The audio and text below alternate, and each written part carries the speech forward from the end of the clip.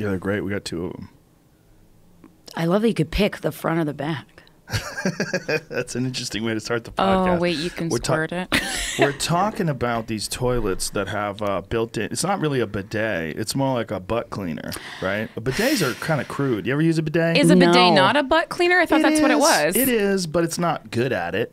No, you know what I mean? This was good. Layman's butt cleaner. The stream of water was the perfect size and pressure and warmth. And I have had, I mean, if you want to get into it right off the bat, I've had an anal orgasm before with a vibrator, and only once in my life. And that thing, I was like, if I stayed on here like 10 more minutes, it could get you. I think it could. A lot of gals out there taking notes. I was like, I think I just use like diaper wipes in my butt. Yeah, that's good too. But like, think about it, like like if I had like shit smeared all over my beard, would that be cool with a diaper wipe and just going out in public? I don't think so. Well, I mean, so the idea is to power wash it. Yeah, that's what that thing does. It power washes If I had shit in my face, though, I'd scrub it. Yeah. I would with just my take a hands. full shower. Full shower's the way to go. I would put my head in a tub of water for a little bit. They're very smart with the bidet, and the bidet never caught on here in America. They just went with paper. Which is just gets caught in your butt, and it gets caught if you're a girl with not a neatly tucked vagina like most women. It gets caught in there. Yeah, and little pieces break off because it's soft. Yeah, that's why I use Scott brand toilet paper instead of Charmin. Everyone thinks I'm being cheap, and I'm like, no, I just don't want toilet paper stuck in my vagina. Do you ever wipe your dick with toilet paper or not? It's just your butthole. No, I don't. Even the drip. That. What do you do with the drip? Just drop it right back in your underwear. Don't worry about it. Right back in the chamber. Yeah, it's not a concern. Nice. just, I've always wondered that. Yeah, it's different. I mean, girls, it's obviously not as efficient delivery method. I know. Well, you really got to be careful about the wiping front to back. What do you got? I know, right? You wipe back to front once. My young daughter got sick from that. Oh, yeah. You have to learn the hard way. Yeah, she didn't understand, and we were on vacation actually, and she got sick from it. She was only like. She get a fever? Yeah, she was only like I want to say she was 3 or 4. Oh wow! Oh no! Yeah, it was really young. Yeah, it's like you want to like. Even if you tell them, it doesn't make sense to them. Right. Back to front is the way you normally would go. But then you got to do it in your head. You go that way. Yeah. Until your arms get longer, yeah. Yeah, and then you got to lift your leg up. I can reach all the way around now. Do you wipe your ass with your leg up on the toilet? No, I stand up to wipe my ass. Me too. I do leg up. I like to get in there. If you squat, though, you could get in the butthole area better. Mm-hmm. It's true. I always do a Captain Morgan stance to clean out the area. When I stand up and wipe. Captain Morgan stance? What's that? He has. Oh, in the leg rum? Leg up on the barrel. Because when you stand up, you got to wipe and wipe and wipe. And when you're like, when is this going to end? Yeah, well, that's why I think every toilet should really. I mean, would it be hard to have one of those jet things in every toilet? It doesn't seem that. I don't think that's a big ask. Yeah. But my concern is like if you're squirting and then like poop crumbles are coming out and they're going back down, like could it ever then hit the thing that's squirting on me and then could poop squirt back up at me? That's my main concern. Well, there's bigger concerns in life, but that is one. No, I mean, we're just specifically talking about toilet concerns, though. That major one. I don't think that because of the water pressure, I don't think you would have to have a log. Like a shit. I mean, it would have to You'd have to be prairie dogging, right? Yeah, it would have to be like a cow patty. I have a high fiber diet. Who's horny? That's good. Anyway. We're sexperts. Yeah. Well, you're human. Every human that has sex is in some way a sexpert. Yeah, that's our platform because we don't know shit. We're not sexperts at all. I said the other day to Corinne, "What's the name of the hole that hugs the tampon?" She was like, "Wow, okay, Krystyna, that's the." We did look it up. So. Well, because people call the whole thing the vagina, and that's inaccurate. Vaginas are so complicated. Not the whole thing. The whole thing is not a vagina. No, that's inaccurate. The sex hole is the vagina. Oh, so you could argue people call the whole thing the vagina, but that's not technically accurate. So if the doors are closed and you look on the outside and you go, "Hey, that's a vagina," like, nope. That's not technically correct. That's my labia. Yeah, that's labia you're looking at there. Here's the church, here's the staple, open the doors, and there's the clip. Well, let me tell you how I feel about it. I think it's fucking gross. The operation where they remove labia lips, that seems so goddamn crazy. Labiaplasty, yeah. Somebody actually, because that doesn't do, your vagina's fully functioning and it works fine. It's just aesthetic. Yeah. And then if you get that surgery and it goes awry, that's not good. Somebody had emailed us once about Dane Cook had a bit about like meaty pussy lips a while ago, and she got labiaplasty because of that bit. And I was like, no. like Dane Cook a lot, but I had talked about that because I was watching his special and I just put my hands over my face. And I was like, this is not what we need at all. But I was like, surely no one's gonna do it because he said that it's a joke. He's a comic, but he's a cute comic. So then you're like, should I do it? Not me personally, I mean, but it also desensitizes the area a lot. So I imagine you're cutting meat and stitching things back up, and things get numb. Oh God! Like I had knee surgery, and there's a slice down my knee that I had this knee operated on in 1994, and it's still numb. Oh whoa! Yeah, the skin, like where they did what's called a patella tendon graft, where they cut a long slice. They take a piece of your patella, they pull that out, and then they stitch it inside the knee. And that area in the front where they took the scar, like where the scar is, it's numb. So just no nerve endings there. I don't feel it. Whoa. Like it feels noticeably different than the sides. Like that one strip where the scar is very, very different. So imagine that's your pussy. Yeah, I was like, imagine your pussy's your knee, and so what's the point of life? What's the point of living? Now I'm always just gonna envision your knees as my pussy. Yeah. Whenever I see you. Well, it's got the pussy knee. It would be a big pussy too because it's some pussies a large are big. opening. And that's why babies come out. Otherwise, you have to get C-sections, and then the baby doesn't get the proper vagina juices on the baby, and then they don't get the right amount of healthy bacteria. Right? Yeah. Okay. Yeah, now I know why there's a notepad here. I'm taking notes on this. Vagina juices. Underline this. They say that a baby born by cesarean section, especially elective cesarean section, it's actually unhealthy for the baby's immune system. Oh, I thought you were going to say hotter. Because your pussy stays the same. Well, no, because also, your face doesn't get smushed. Exactly, they're not mashed when they come out. They don't look like they got a facelift. Photo ready, face tuned. We didn't know what face tuning was. We've been in LA for like 3 days. We've heard face tuning 5 times. You know, you can auto tune Britney Spears' voice so it sounds listenable to the general public. You can also do that to your fucking face. What? Yeah. Okay, so it's an app, and then but beyond filters, you actually can like take your finger, and if I think my face looks too fat, I can smudge it in so that it's thinner. But then you meet somebody in person, they're like, "Oh, fatty." All the celebrities do it, apparently. Oh, come on. Not all of them. Well, not you. Well, the weird ones do. But see, the thing is, like, if you're doing that and then someone meets you in person, like, that was the issue with, the Kim Kardashian Mexico pictures. That's the whole thing. No. Kim Kardashian. I can imagine. I love that you're up on this, though. I am. I'm such a bitch. Kim Kardashian brings photographers with her, and they pretend that she's getting paparazzi'd. But it's really, she hires these people, then they take the photos, and then they doctor the photos. They Photoshop them, and then they release them as candid photos. Well, she went down to Mexico, and some real paparazzi were there. Some real unpaid ones, and they got unretouched ass shots, and it is a monster. Oh, the cellulite. Really? Well, it's not cellulite. Here's the thing. It's fat taken out of her body and stuffed into her ass to give her this diaper look.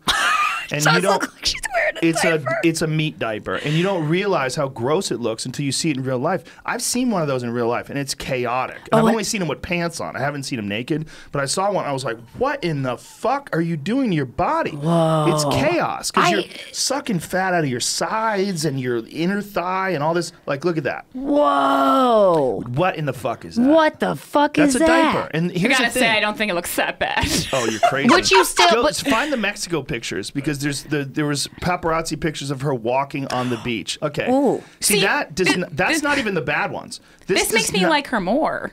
Why? Because she's not perfect. Okay, this but humanizes her. Okay, but wait a minute. She's projecting a fake perfection. Yeah. And that's her business. And her anyone who thinks Kim Kardashian is actually perfect is ridiculous. Or young. I mean, and impressionable. Yeah. Yeah, but and I think people are held up to way higher standards. Yeah, you look at that and you go, "Oh my God, how can I be like that?" It's not celebrities' job to be role models, though. Like, I mean, especially Kim. Yeah. It's a parent's job or guardian's job to step in and be like, maybe Ruth Bader Ginsburg. You ever heard of her? Well, that's true, but here's the reality is if you're a little kid and you're paying attention to online stuff without supervision and you're hanging out with friends at school, you're going to be affected by this because this woman makes hundreds of millions of dollars. She's super glamorous. She's on television, and you find out that she got fat stuffed into her ass to make that thing. It's annoying because she cheated, kind of. That's what it feels like. It's like, well, if you're projecting this image of perfection, and then it's like, well, that's not really. That's a lot of work to get the paparazzi that you hire to then edit it and then put it out like, I was just casually on the beach. In her defense, it's a business. I mean, her business is this, looking. I mean, I don't even know what her voice sounds like, right? I do. And I mean, sounds like this. I would just play a clip of her saying a sentence to my child and be like, it doesn't matter. It does, though. On to Ruth you Bader can say Ginsburg. that. You could say that, but if you're a 16-year-old girl and you see her on television, you see her. I was a popular. 16-year-old girl at one time, and there certainly were people who looked hotter, but I still turned out okay. And like, I don't by any means have a perfect 10 body, but she has confidence. I truly love myself and my body. I don't have any problems with it, and I still ingested a lot of this kind of like fluffy pop culture. I actually love pop culture. It's one of my favorite things, like just inane information about celebrities. Right, but this is a different kind of pop culture because this is pop culture that is famous for just being famous. Hot. Yeah. Well, this is what I would call like Instagram culture, like these Instagram models and everything. You do have to be careful about that because even I find myself at 32 flipping through Instagram and going like, wow, there's a lot of work to do, There's some dude, I don't know who he was, some black guy. That's good. He had this, I don't know who he was. He just was some funny dude who had this video post about Instagram girls saying, I want to thank all my fans. He goes, yo, listen, you don't have fans. I'm just a pervert. I'm not your fan. Yeah. And he goes, and if you keep showing pictures of your ass, I'll keep looking. Yeah. Because I like that shit. So stop pretending that you got some talent. Yeah. And then you got a bunch of people who love you. That's uncomfortable. These things so uncomfortable. You don't need talent to have fans, though, sadly. You just gotta be hot. There are people who I'm just fans of their ass. I don't have a problem. Are you not fans of anyone's ass? I'm or sure. bodies? Yeah, I guess. I'm a fan of looking at Kim Kardashian, and I have no problem saying that. I enjoy what looking he said at was her. funny. That's what my point was. Yeah. I was pointing it out. Like, you're like, well, let's go break it down specifically. Yeah, don't put me on this hierarchy of a fan. I'm down here jerking off to you in my bedroom. Yeah, I'm a fan of certain musicians. Right, exactly. I don't follow you around. Although some people do. But yeah, no, Corinne was always very naturally confident. She's the only person I know that's a woman that is actually confident. We must know someone else. Do we? That's so sad. No, just like the way you are confident is very unique. Because she truly doesn't give a shit. It's my only talent, And really. everyone comes up to me and they're like, is Corinne's like really insecure, right? I'm like, she's honestly not. Thank you. That's very nice. Are you confident? Are you insecure? What's your insecurities? I'm pretty confident, I guess. But everyone's insecure a little. A little bit, It's part yeah. of being a human. You're Yeah. worried about your own mortality. You worry about all sorts of things. You I worry like about that we're the gonna die. future. I'm constantly worried about that. Yeah. Constantly. People are worried about everything. You're worried about your health. You're worried about your social status, your position in society, your friends. Worrying about your health isn't insecurity, though. That's just, I mean, You're neuroses. so insecure. Right, You but eat kale. security, like it's a broad definition, isn't it? Like if you think of insecurity, what do you think of? Just like how people perceive you that don't know you? I think it's, constantly trying to make up for something that you feel like you're lacking in, like an area you're lacking in. So a lot of people aren't confident, in their intelligence, how funny, whatever occupation you are, that you're not the best in it. I mean, I constantly think I have things to work on. I'll never be satisfied until I'm the best, which will never happen. So it's just a constant loop. The best at anything. Existing. Yeah. Anything I want to do, I want to try to do. And I tend not to do things if I don't think that I can excel in them, which is why I don't have fun. It's so true, though. It's very true. You don't have any fun? We did go to Universal Studios yesterday. That was fun. What do you mean by you don't have any fun? I don't like fun. What? Yeah, I have a bit about how I don't like fun, and I don't know why. I like working as opposed to fun. Like just frivolous fun. If I feel like it's like a waste of just hanging out, I have a hard time just like hanging out. Yeah, like a hard time relaxing. If we're not doing something, that's why I like hanging out with Krystyna, because she's my friend, but we're also getting work done at the same time. When we were in Universal, we were in line. We were creating the intro for the show last night. We're always working. Yeah. Oh, that's cool. But then I discovered psychedelics, and I feel like that's the only kind of that's the release that I need. So you don't enjoy like recreational activities, like you don't want to go fishing or whitewater rafting. That's athletics, so I feel like that is productive because I'm making my body stronger. So I do like stuff like that. But it's very analytical. There has to be a purpose to it. I guess. I'm not fun. I mean, I like skiing, but it's because I was like, I'm doing something. I'm learning a new skill. I'm getting exercise. Yeah, no one's ever like, oh, Corinne, I want to party with that girl. No, yeah, no one. I mean, gosh, unless I'm drinking, which Or yeah, like DMT or some shit. Then that's super fun. She's so sweet when she's drunk. It's so weird because she like gives you compliments and you never hear a compliment from her. And she's like, you look really good tonight, Krystyna. I'm like, bitch, you wasted. You always look good, though. I think it's important to space out compliments so that they're really powerful when you space them out. Yeah, when you give them out. Ration them. Yes, exactly. Interesting. You seem interested. What is going on in your head right now? Nothing. Just trying to figure out why, why you would eschew fun.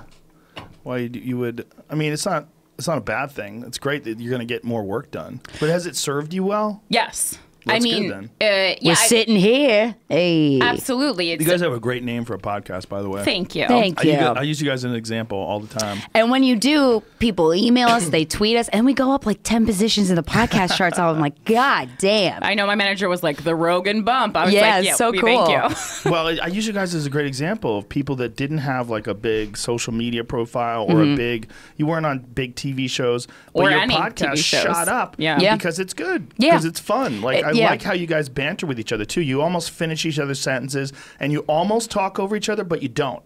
It's like you have a thought and you'll interject with your thought while you're having a thought, and then you pick up your thought right after her. It's like you guys have it's a weird dance. Yes. Yeah. We've been working together for many years before the podcast, so I think, and there was a lot of episodes of Guys We Fucked that I would have to go back and listen to and be very embarrassed by how many times I interrupted the fucking guest or her. And so it's hard, right? When you're enthusiastic and you it want is to talk hard. and someone's talking, you don't know when to do it. Yeah. We have a secret twin language. We do. We've said like the same sentence, long sentence at the same time. It is very creepy. We'll talk with our eyes when we're doing like a live show and know exactly what the next thing we need to do is. Yeah. Now, when you say you guys worked together before you did the podcast, what'd you do? Our comedy duo is called Sorry About Last Night. So we did stand-up shows we would produce. We did a two-woman show at UCB.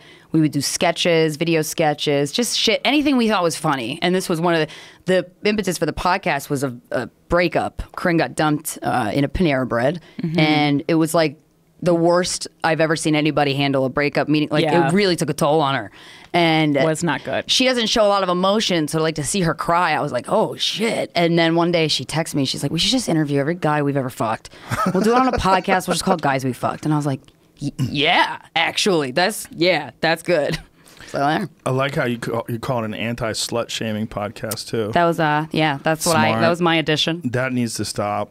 It's a ridiculous thing. I'm glad you agree. It's ridiculous. And also, you need to stop slut shaming yourself. I think a lot of people do that to themselves. Yeah. And I gotta say, like, I feel like Guys We Fucked is the female Viagra because it gets women have written us like, I want to go out and have sex because now I know how to communicate what I want. I know it's not weird to say what I want. It's not. I'm not a slut if I sleep with somebody on the first date or have a one night stand. And it's like that's really cool. Well, I think this country, we still have the echoes of the Puritans that landed here. I mean, there's some weird sexual politics that go on in this country. There's some weird way that we have of viewing sex that I think is directly connected to the original way this country was founded. Oh, yeah. There's like some serious prudishness that exists in America that doesn't exist in other places.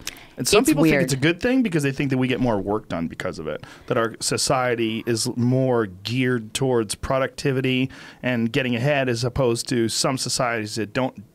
But if you stifle a part of yourself, though, that's going to come out somehow, and that's why people sexually assault. I was going to say the repression. I think is why people act out sexually. Because any religion that represses people that believe in it, it's like you're going to explode one day. It's Catholicism. I mean, it's the classic example. I mean, if there was as many people in NASCAR that fucked kids as Catholic priests, how quick would they shut down NASCAR? Yes, very quickly. Right. Like religion is so controlling. But you can watch documentary after documentary. Do you know the whole story about Ratzinger, who was the last pope?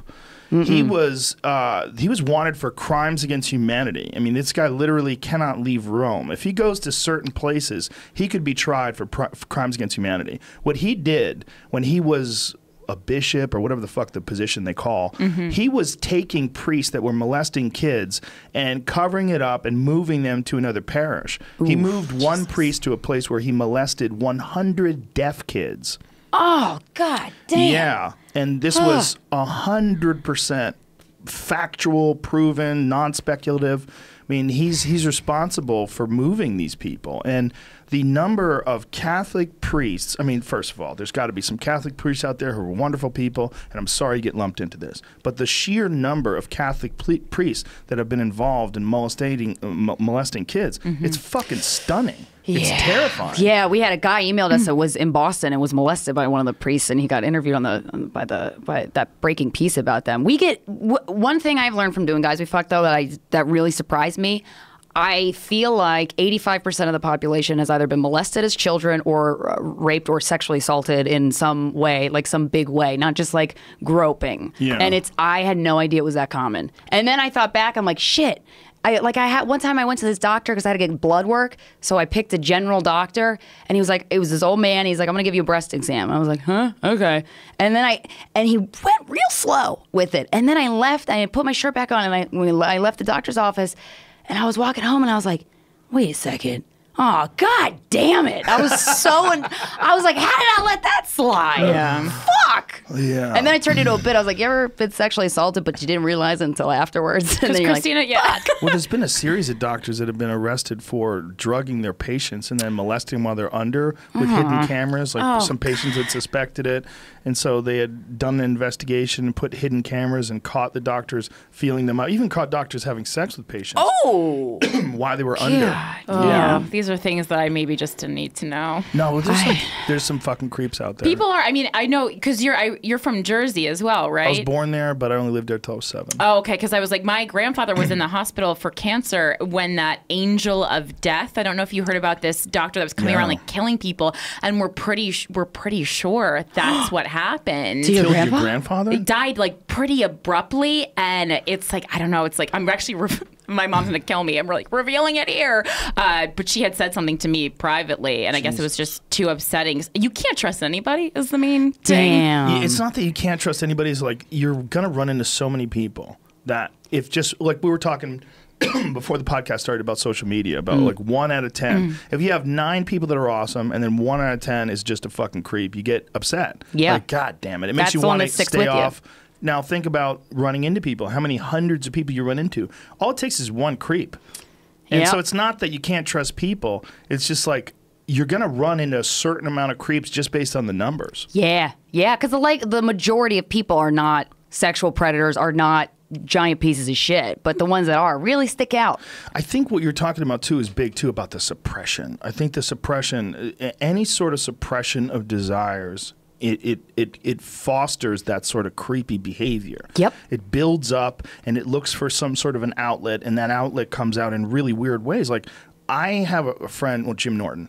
Love he's Jim. pretty open about it. Like, Yeah. he loves dominatrixes, and he goes to them and all that kind of shit. And one of the things that he tells me is that these ladies say that a giant percentage of their business is like really powerful CEOs, button-down men who have to like be in control all the time, have to have a very rigid profile that they're projecting to their company, and that these guys love to get shit on, kicked in the balls, and they love to be told what to do. Yeah. Work hard, play hard. Am I right? There's a thing that's happening to people when you have to pretend to be something that you're not. Oh, yeah. That's why you find a lot of I'm Jewish, and so like a lot of Orthodox Jewish men are Big into those doms. There's a lot of hiring sex workers on the down low, and a lot of this is a very broad statement to make, but a lot of touching on the subway kind of behavior. You just see it more. Yeah. Did you see that they're making sex robots? That they look like actual women. I mean, you could tell it's a robot, but it looks very close. And I was thinking, like, because I think with women, they oppress themselves a lot with their own sexuality. And I'm like, man, women are the ones that should be getting the sex dolls, because then we could feel what it's like to have sex without giving a shit what the person we're having sex with thinks, because it's a fucking doll. Right. And you could really go buck wild and let loose and be vulnerable. Right. And if you could use a vibrator, you could use a robot. Yeah. Oh, I would love Would you a let sex a robot robot. take you in the butt? Not in the butt. I mean, That sounds dangerous. Could the robot do foreplay? I'd have to get one of those toilet seats, and then maybe, I would. These are dolls, though. these are guys who choose dolls as their life partners. I did an article about this once. Oh my! Whatever you want to do. When I wrote this article, this guy contacted me, and he told me he had severe acne when he was young, and that he's disfigured. And he's never had sex with a woman, and this is why. And he said, if you want to ask me some questions, I'd be happy to answer you. It was all anonymously through email. So he and I started going back and forth about this, because he was upset that at the article that I was mocking these guys that think that this is their girlfriend. Okay. I mean, I see where you're coming from. Yeah, I see his point too, though. Imagine if you were just. He has an insecurity, and he didn't want to be vulnerable with a person because you're risking the rejection, and that rejection hurts. But I feel like in addition to the repression thing, though, I think masculinity, I watched this documentary called The Mask I Live In on Netflix. It's so good. And it points out these little things that little boys pick up. Like, I was at a pool with my friend one summer, and this dad was trying to get his son to jump in the pool, and he was like, come on, don't be a girl, jump in the pool. And then he jumped in. But those little tiny things get in your head, and it gets to the point where when you're a grown man, you feel like you deserve pussy, or like getting pussy or getting girls is going to make you up, raise in status. And that's fucked up. Yeah, it's also like a kind of a perpetuating cycle, because if you're an idiot and you raise kids that are idiots, it's like if your parents were dumb and they raised you, you might have some really shitty ideas in your head that you got to iron out. Yeah. And sometimes it takes like a lot of life experience to figure out what those are and how to get them out. If you ever are self-aware of it. I feel like people go through their whole lives, they never know. 100%. I mean, there's a lot of people you run into that are 70 that are like, I was watching this video on YouTube with this guy. He looked like he was in his late 60s, and he was giving some Asian guy a hard time on the bus, and he was saying all this racist. Oh, I watched that. I watched that too. And I was like, Jesus Christ, this is an old guy. Yeah. This old guy. He also seemed a little not. Off. Yeah, he was a little mentally unstable. Yeah. Off. Yeah. I Technical term. The night I saw that video, actually, there was a guy doing the same thing to a black. I was at a Panera Bread, and there's this black guy who was working what there. happens and at a Panera Bread? It's always at a Panera Bread. We're trying to get them to sponsor our tour. I know. Honestly, so we just buy gift cards instead and give them out as prizes at the show. Break up some racism at Panera Bread. No, but this guy, Great he wasn't soup. old, but he was saying the N-word very. I was like, I want to intervene, but he might stab me. Was he saying it about someone? To the employee, and the employee Jesus. was trying to brush. I'm like, oh God damn it, that sucks. And he was obviously, I don't know what the hell was up with him mentally, but he had some issues, and he was talking to himself and smacking himself and pushing his chair over and picking it back up. And I was like, you need to get the fuck out of here, man. And then I kind of went away. I'm like, don't hit me. And but then he eventually left. But I was like, there's that fine line. Like, when do you intervene if someone's mentally unstable? Like, you can't fix them. You're not going to shame them. No. You say, they're talking to voices that aren't even talking to them. Right? I know. So if you're, if you say, hey, you need to get the fuck out of here, then they decide to shoot you. Yeah, and then you're dead. And you hopefully weren't that gonna employee, fix anything anyway, right? he realized that the guy wasn't there, all there, hopefully, and was like, this doesn't matter. This I feel like guy's the Asian guy suffering. in the subway figured that out too, Oh, right? he was so chill. Yeah, He was was. realizing it. I've seen that a lot in New York City, though. People that seem disturbed and then just going off on racist rants to people to their faces. I'm like, damn. Yeah, a lot of homophobic rants I've seen too. Like straight up to gay people. Yeah, but I mean, again, people who are, as you say, off. I mean, there was a guy not too long ago who just went up to the man sitting next to me, and he was like, "Yo, I saw you looking at me. You're looking at me. I'm not like that. I'm not gonna fuck you." And this young woman, did step You're in not? very much like Krystyna, and I'm kind of just thinking in my head, I love to step in, but that was not when someone is mentally unstable. We just all realized, like, okay, we're not gonna take anything this person's saying to heart. Subways are so weird because you're jammed in that little thing with people and they know you can't get out. And that feeling of vulnerability is always in the air. And because of that, people that are fucked up will take advantage of that feeling. Oh, yeah. It's also a great place for sexual assault. Like most of the sexual assaults I've experienced have been on the subway. Just hard cocks elbowing them away, stop by stop. The worst is when you're on the subway late at night and there's not many people in the cart, and then you look up across from you and there's this guy with his hand down his pants and he's going to town on his dick, and you're like, I want to die. And you make eye contact with him and you're like, fuck. Or when someone sits right next to you when there's absolutely no reason to do that. Yeah. Man, a lot of shit happens on the subway. I've seen people take a shit. You saw someone take a shit on the Yeah. soda? multiple times. What happens? Once on the pull their pants platform. down? Yeah, they just take a shit. Early in the morning is bathroom usage time if you don't have a bathroom to go to in the subway. So do they do it on the floor or do they do it over the edge? On the floor. On the floor. They don't have that kind of courtesy. Come on. yeah, they don't want to You get talking hurt. about like homeless people? I think so. I would say yes, but maybe one or two of them haven't been. I don't know. or just in a hurry. Or they drank caveman nitro and they had to go. like, I'm going to shit on the floor. How many people have you seen shit on the floor? 4. Wow, Whoa. you have more than me. I think I only saw 2. How many masturbators have you seen? Ugh, endless. It ruined my favorite McDonald's for me.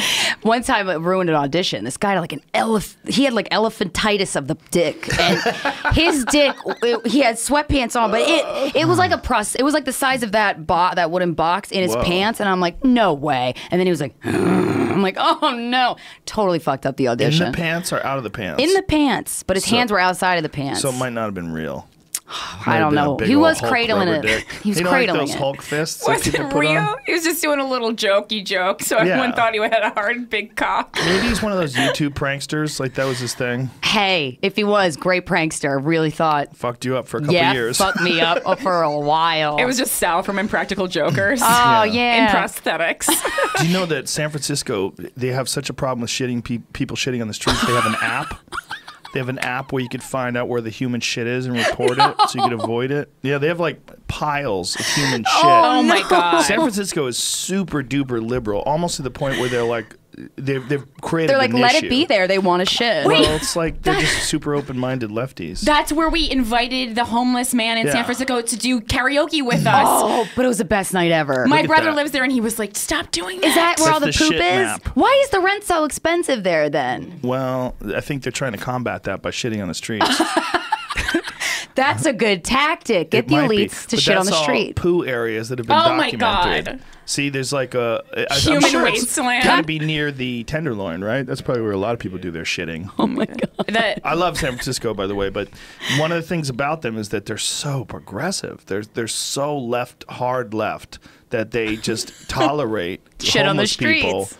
in like a really weird way. Yeah, we didn't know that a lot of the homeless people in San Francisco tend to have a reputation of being aggressive. Yeah. And we were at karaoke. That was the night before I took the weed cookie of doom, right? Yeah, well, that The wasn't weed good. cookie of doom. Did you get yeah. it from Joey Diaz? No, I got it from a fan. Why did you do that? It was I know, we've since learned. Yeah, but we were having karaoke. It was after our show. We were with her brother and the friends, and we were singing, and it was just like a fun, really fun night. And there was this homeless guy comes up outside, and he's just like looking in, He like was he wants to dancing on the partake. street. Yeah, he was like dancing to the music, and it was like those scenes where everyone's having a fun, warm Christmas inside, and then little Tommy's outside going, "Ugh." And I was like, Corinne, we should. And then Corinne like goes up and is like, come in, you want to dance? We bought him beers. No, it went so well. It Really? was. My brother reacted like you, and then as did everybody else. And then the magic of the guys we fucked, gals, brought him in. We did buy him a couple beers, and then later found out he was an alcoholic. But he Oops, was yeah. already drunk, so I was like, this is not the day that But he he's was- gonna, he was a veteran. get back on the wagon. And I asked him about him and his life, and when was the last time you hung out? Like I was just asking him about himself, and he seemed the way he was answering it was like, no one ever asked me about me. I'm like, oh. Whoa. He said it was like the best night of his life, and then he did mildly grope Christina. Oh, he did? Yeah, but The weed cookie made Again, you black out. I wasn't on the weed cookie at that point. Shit, I really get groped a lot, and I don't know in that it. situation, it's like, a grope for your service. Where did he grope me? I love how I'm asking Corinne where and when I got For your groped. service. Just like a slow release from the hug. Sometimes like normally when you hug, you release out. You don't have to slide to release. But Wait a minute, though. He was drunk, right? Yeah. So who knows if he even knew what he was... Well, I don't want to You make know what? excuses I I for was know. him. like, you're gonna But are you dig your own grave there. I didn't But are you care. sure that was what he did? That he grabbed Yeah, their tits? I'm pretty fluent in groping. But she didn't know it. She never knows. She's been sexually assaulted like millions of times, and she doesn't realize it. Are you sure you have the same definitions as her? I mean, touching someone's breast without them wanting you to touch it is groping. But it's tricky. But if you have someone, you're holding them on the side, and you release your hands. I'm talking. Did he touch your tits? Listen, I'm not trying to have this guy lose his cameo on House of Cards. It's fine. You know, I'm just trying to figure out what he did. It was this. It was their. I let it go. I think I remember. I didn't even say anything. And then and they're like, "No, not the pussy." He hands tried off to the grab pussy. your pussy. See, I thought it was a breast, but you know, it was an area. One of the no areas. He got feely. I do remember going, no. Don't ruin yourself for me, please. He got feely. You guys were hanging out. You had a few drinks, and he got feely. Yeah, but I didn't care. I was happy that he had a good time and he was smiling. Not because he wasn't smiling because of that. Hopefully. So there's like a spectrum for sexual assault, right? Yes, there is. There's like the casual, like not quite touch your breast, but hey, you went too. Weird. You grabbed me right here. This is getting a little weird. This isn't a hug, right? I mean, that's weird. You using your hands as underwire, right? Yeah, exactly. Have you ever gone to someone that says, "Hey"? Like under tit on your hands is not good. Good but to see hug, you could feel breasts on a hug. That's you can. normal. Chest to chest hugs are good because hands move too good. And then even though you could feel it with your chest. Are you a hugger? Everybody's a hugger. You're not a hugger? She ain't a hugger. You're an odd girl. No. She is in a good way. No, if I know them, I think it is strange. I think it's strange to hug someone the first time you meet them without knowing anything about them. Like we shook hands when I first met you, and I will now hug you on the way out if I'm allowed with your consent. I would love to hug you. But it's like I want. Let's not get too consenty here. I was going for the hug, and I was like, I don't know what he's thinking. I was comfortable until you just used your hands as underwire, so now I'm scared. Or did this. Well, I should tell you that I have very sensitive breasts, so my breasts are like hands. Lucky. So if you hug me, I don't really have sensitive breasts. I'm just gonna lick your face. Andy Dick style. Yeah. Oh yeah. Oh, what I worked a guy. with Andy for 5 years. We love He's Andy. the only man that's ever jerked off in front of me. Everyone Continue. has an Andy Dick story. I just opened the door once in my trailer and he was jerking off. Knocked on the door. In your let trailer? Let me in. I opened the door and he's jerking off. Oh, he was trying to get into your trailer. He was. I don't know what he was doing. He was either being silly, which is Andy, or he was high as fuck, which is Andy. Yeah. Or he was looking to fuck me, which is also Andy. Yeah. It could He's have been always a number said of different things. to me and my Steven and I, like Steven's my boyfriend, and we've met Andy, we've hung out with Andy a bunch, and he'll say in front of Steven, like, when are you gonna leave your boyfriend and come fuck or something like really funny in front of Steven, and I fucking love it. Like, I think it's a funny dude. Yeah, he is. But he has no filter and he has no control.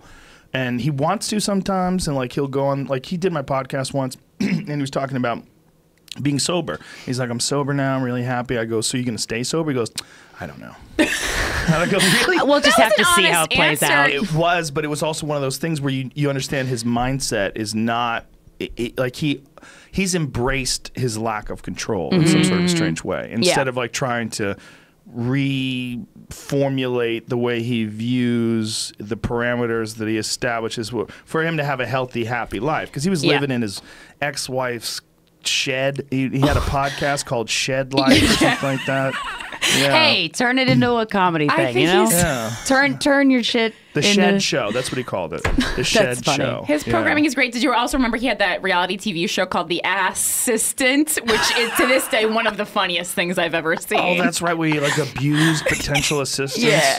Just funny physical. What back in the days when people could, just appreciate physical assault for what it was. Yeah. Well, let's go back to that time. Well, it's not the same with him because he's so crazy, and you know it going in. It's like, but still, if you're standing next to him, and then he just reaches over and grabs your tit, it's still wrong. Of course. Yeah. But I have a love for him in my heart that part of who he is like kind of like you never know what he's gonna do kind of thing. Yeah. To me, I don't have it in my head when I hang out with him. Like, is he gonna assault me? Like, I don't never think that. But that's what I love about him is he's very unpredictable. Well, he's a sweet struggling. guy. He really is a sweet guy. And he's super talented. Like when we would do scenes together, I would have to redo the scene over and over again because I'd crack up. Yeah, it'd be a real problem. He's really talented. Yeah. Well, the thing with him is, guy. yeah, when we met him, he was sober, so we kind of went into it knowing sober Andy Dick, and we actually met him at, I mean, I think it's supposed to be called these days rehab facility. It was a halfway house, and we met him, and he had just, I reached out to his agent's assistant, and he randomly agreed to do our podcast. We met him in the music room of his rehab facility, and he told us the only reason that he agreed to do the podcast was because he learned in AA that as an alcoholic, he's been really selfish, wasted people's time, hurt people, and so he said yes to doing Guys We Fucked because he was trying to make amends for all the bad he had done. And I just thought that was really nice. Like what a nice reason to do something. Right, but he didn't do any bad to you guys. It sounds more like he wanted to be on your podcast because it's popular. No, he didn't know. He had no fucking idea what it was. This was a couple years ago. I know, right? I promise you. No, he was in his... It was a karma thing. I mean, yes, we aren't the people he hurt, but I think he was just trying to put good out into the universe. Oh, okay. And I really That believed him. And that's not something I would normally believe. Well, it was like a year and a half, 2 years ago when we interviewed. It was a while ago, yeah. That makes sense. Yeah, I mean, he's definitely had these moments of clarity. Yeah. Yeah. Well, it was funny when he got fired from this movie recently for licking somebody. And he said, misconduct is my middle name. I agree. That's Andy. Yeah. He's such a fucking character. Sometimes I think about like I have a monthly show that I run in New York City where my friend and I open it up as characters. Nina and Simone were like prostitutes, and where we have a guy. This guy Will comes up and he intros us every month, and as I'll smack his ass. And I've been thinking lately, I'm like, shit. Probably shouldn't do that, huh? Did you ask him if it's okay? No, I didn't. He didn't mind, or if he did, he didn't tell me. I mean, he doesn't. We're Here's friends. Here's my take on it. There's a difference between a girl doing it to a guy because a girl can't rape a guy. You don't have a physical advantage over well, him. if you drug him, you could do anything to him. Sure, if you drug him. But like smacking a guy in the ass is very different. There are some women who are bigger than some men. Sure. Yeah. It's very rare, though, right? Those are outliers. There's absolutely For the most part, there's a difference between a girl doing something like that to a guy, and that's the difference. Yeah, because you're no fear for your life. It's the physical threat. Yeah. Like I had a buddy of mine who was sexually harassed by his boss, who was a woman, and he said it was super fucking disturbing because he's kind of introverted, and his boss would grab his ass when he was like getting coffee. He would go to the coffee machine and she'd grab his ass. And he'd jolt, and he was like really stunned and worried about being around her, and she would tease him about him being a prude. And he said it made it really uncomfortable. And he said, now I know what it's like to be a woman. And he was joking around about it, but did he ever address it with her? No, I think he quit. He wound up quitting. Yeah. But it was a situation where it was like, he was below her in the social food chain of the office. Yeah, and she was taking advantage his boss. She could fire him, and he wouldn't have any money, and nobody would ever believe that she had done that to him. There was no proof. It was a weird sort of a reversal of the dynamic. And then that anxiety got created in his work environment. Yeah. I feel like with women, it's like little things happen throughout your life when you're a chick that just. They don't make you feel unsafe. It's just like, I just want to go to the goddamn grocery store. Can you not go to me? I just don't. And then that all adds up, whether it's big things, little things, and usually it's a combination of both. And then that adds up to the feeling unsafeness.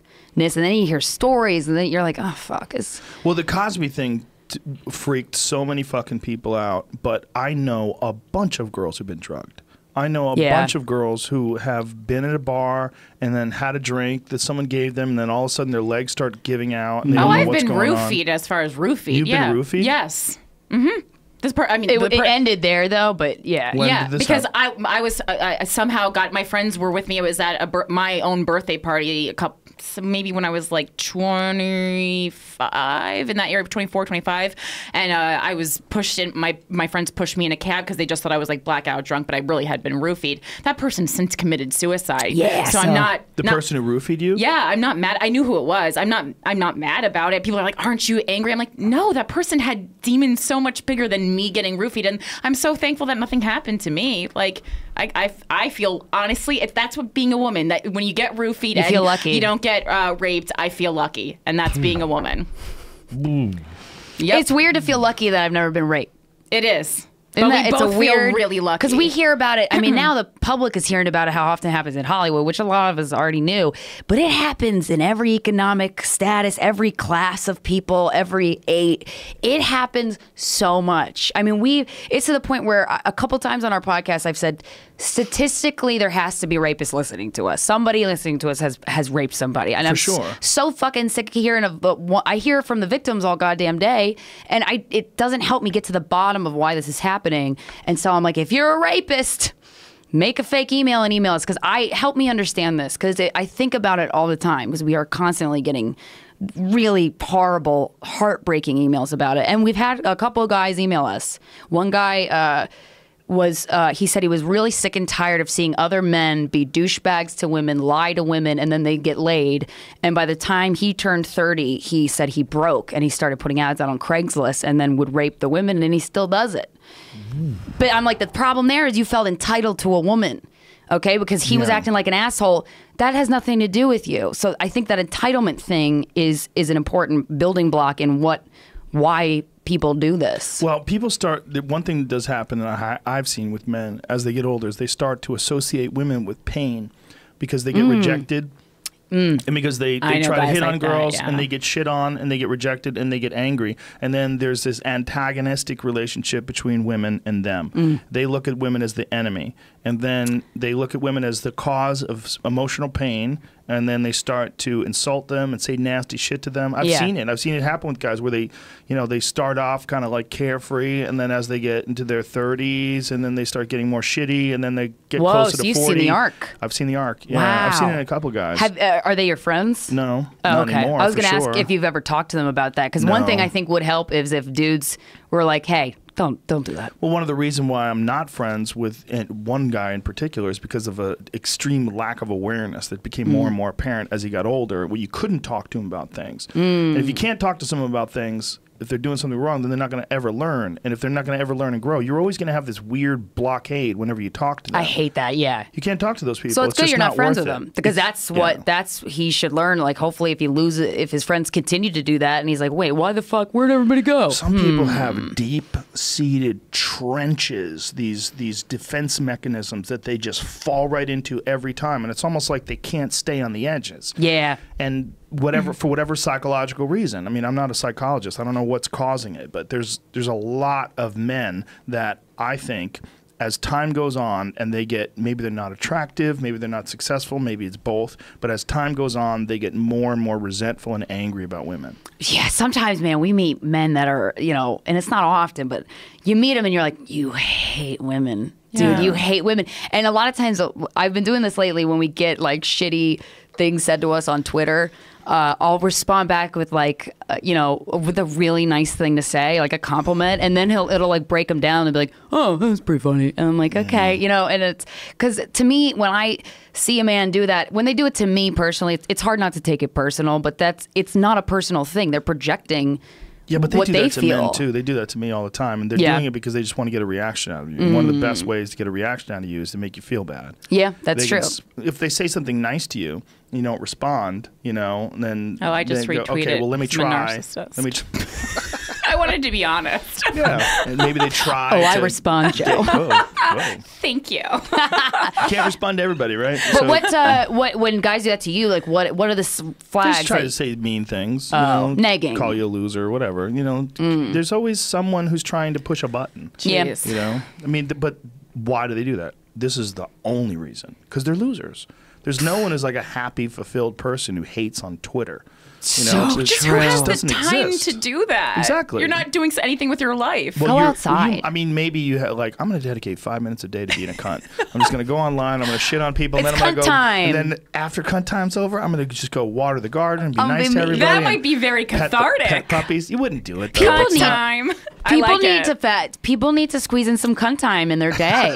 I really think. Or I like that idea. Like the social media version of a rage room where it's not really hurting anybody, and it's no one's actual dishes you're breaking. Someone just bought it at a thrift store, and then you can let it out, and then you can let your punching bag. Because God, John Ronson is one of the smartest people we've ever had the honor of talking to. He's my super crush, and he's like, I love him. when are we going to stop making people our plaything? Or what was the quote? Weak people are playthings. Our play toys. This is another quote that I don't know about. Evolutionary instinct. Yeah. It's an evolutionary instinct that exists in chickens. You know, like I have chickens, and one of the things you always hear about chickens is the thing called the pecking order. That shit is real as fuck. And we have a big chicken coop. We have 22 chickens. And one of the things that happens is the chickens will find the smallest chicken. They fuck that chicken up. Oh, my gosh. And the other chickens will pile on, and they'll chase the chicken around and peck it for no reason. Oh. Chicken, I mean, it's not like the chicken said anything. Like, it's just the smallest chicken. Does the chicken die? Sometimes chickens die, and the other ones will peck at the hole. Oh my gosh! And try to eat it. Yo, bitches be crazy. They're crazy. I'm terrified Exists of birds. in dogs. In dogs, it exists. There's the alpha, and then there's the betas. Yeah. In wolf packs, it exists. I mean, it's just a normal thing about nature where when humans see someone who's weak, you have to work very hard to resist the urge to go, get the fuck out of here. You're right. Get your shit together, pussy. Stop fucking crying. Like that instinct to be cruel to someone who's weak is like genetically predisposed in people. It's a part of what made the genes of the stronger people keep moving. Yeah. And the ones that were weak and they couldn't handle emotional stress, and then they were shunned. I mean, they were pushed out of the community. But we're finding now with this new society that we live in where people are able to gather information, communicate, and doing things that don't even involve like person-to-person contact, is that these people who are introverts and these people that are shy and maybe even like socially awkward or have a huge problem with confrontation and you would consider them weak, they have a type of creativity that doesn't exist in the alphas. They have a type of creativity and they have a perspective and maybe an introspective way of approaching things that is super valuable to like computer coding and to a lot of other things that you would normally think of as being, well, not even normally think of, but as they're alternative methods of thinking. You would perceive that, an outgoing person would perceive that as like, what are you, an idiot or something? Well, they don't exist in the normal paradigm. Like if you look at human societies up until like the last couple hundred years, you're dealing with people that have these hardworking jobs. There's a few artists, musicians, and painters and things along those lines. But most of what you're doing, if you're not a craftsperson, hard labor, very difficult jobs. There's no computer coding. There's so many of these alternative positions as far as like the way the human mind works that were never available to someone who lived 300, 400, 500 years ago. So we're finding value. We're finding value in different kinds of thinking in people with different people that are on the spectrum, Asperger's and autism. They're the smartest. Well, they have a different sort of intelligence, and we're looking at them as if there's something wrong with them because they don't interact with people in the same way as most people do emotionally. And sometimes they have like a real difficult time finding emotional and social bonds with people. But when it comes to numbers, when it comes to a lot of other things, some of these people, not all of them, but some of them excel at those things in a way that a lot of people can't. Aren't even capable of. Yeah, that's one of the things they say about people in Silicon Valley that work in a lot of these jobs that involve computer coding and programming and things along that lines. You have a giant percentage of the people that are on the spectrum. Giant. Like it might be like 90. Oh, my brother works there, but he's not. He is much more social than me. You're not interacting with people a lot in that job. Yeah. So that makes sense. That Some people excel at that. They want that. And you know, I think we have to realize that this society, like if it was for you, the three of us, there would be no fucking cell phones. If we were on a deserted island, that's for sure. We could live forever. The three of us, we'd live forever. We're on a deserted island. We'd eat our own shit. You'd kill all the animals. Yeah, I'd show you guys how to start a fire. Yeah. And I'd show you how to kill animals, and maybe you guys could show me some emotional intelligence. Yeah, we could talk about working on feelings. I could make you a beautiful, like a mask for your face. You'd have great skin. Thank you. The urge to be cruel to someone who's weaker than you has to be resisted in any sort of a comfortable society, and that's not reinforced enough. That should be on a bumper sticker. That's very not true. At all where I thought you were going with this. I thought you were going to be like people who call, people out in articles in Jezebel and Broadly are really meek when you meet them in person. Oh. That's what I thought that was going That's a good point. That's how I was and then I was following and I was like, that's not at all where he's going with this. No. I think that's also true, though, in my experience. It is kind of true in a lot of ways. But I think even what they're doing, like, I don't want to mention anyone in particular, but there's one particular feminist writer that I know who like will attack and go after women. She's like severely depressed and sad, and I know her. She's all fucked up. She's overweight and she's unhappy and unhealthy. And it's. Is she aware of that? Of course. Okay. She's got a mirror. You know, she's, That's what I. You know what? Thank you for saying that. I mean, whether or not she revels in that awareness, right? But that's more, I guess, what it is. A lot of these people that are calling people out. Look, there's people that are calling people out that are doing a world of service because they're exposing real problematic behavior that I don't like what I was talking about, my friend who got sexually harassed by a woman. I don't experience that. Okay, I don't have a job where I have a boss who's a woman.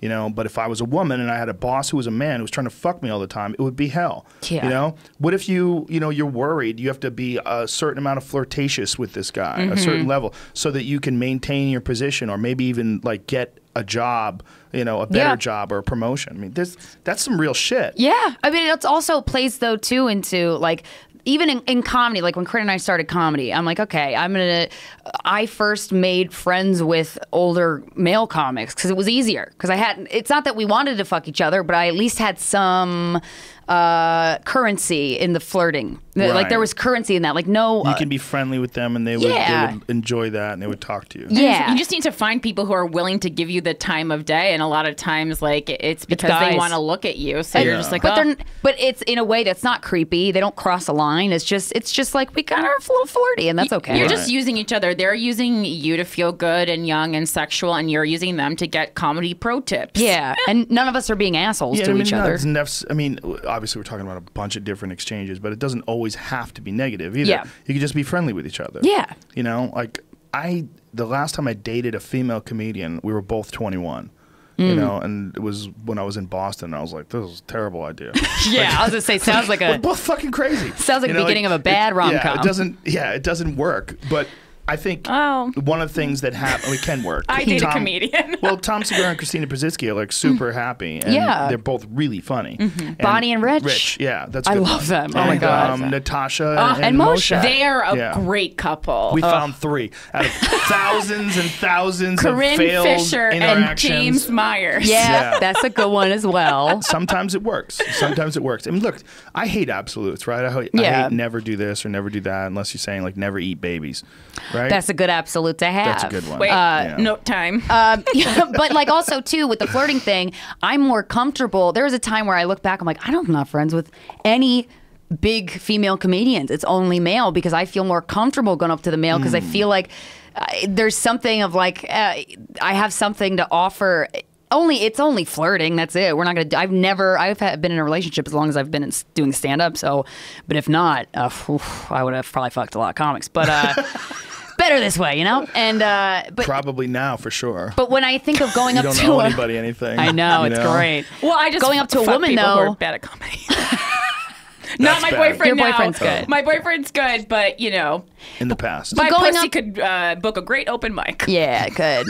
But going up to a female comic, I'm like, what do I have to? Why would she want to talk to me? Because you're human. Why would men comics want to talk to me?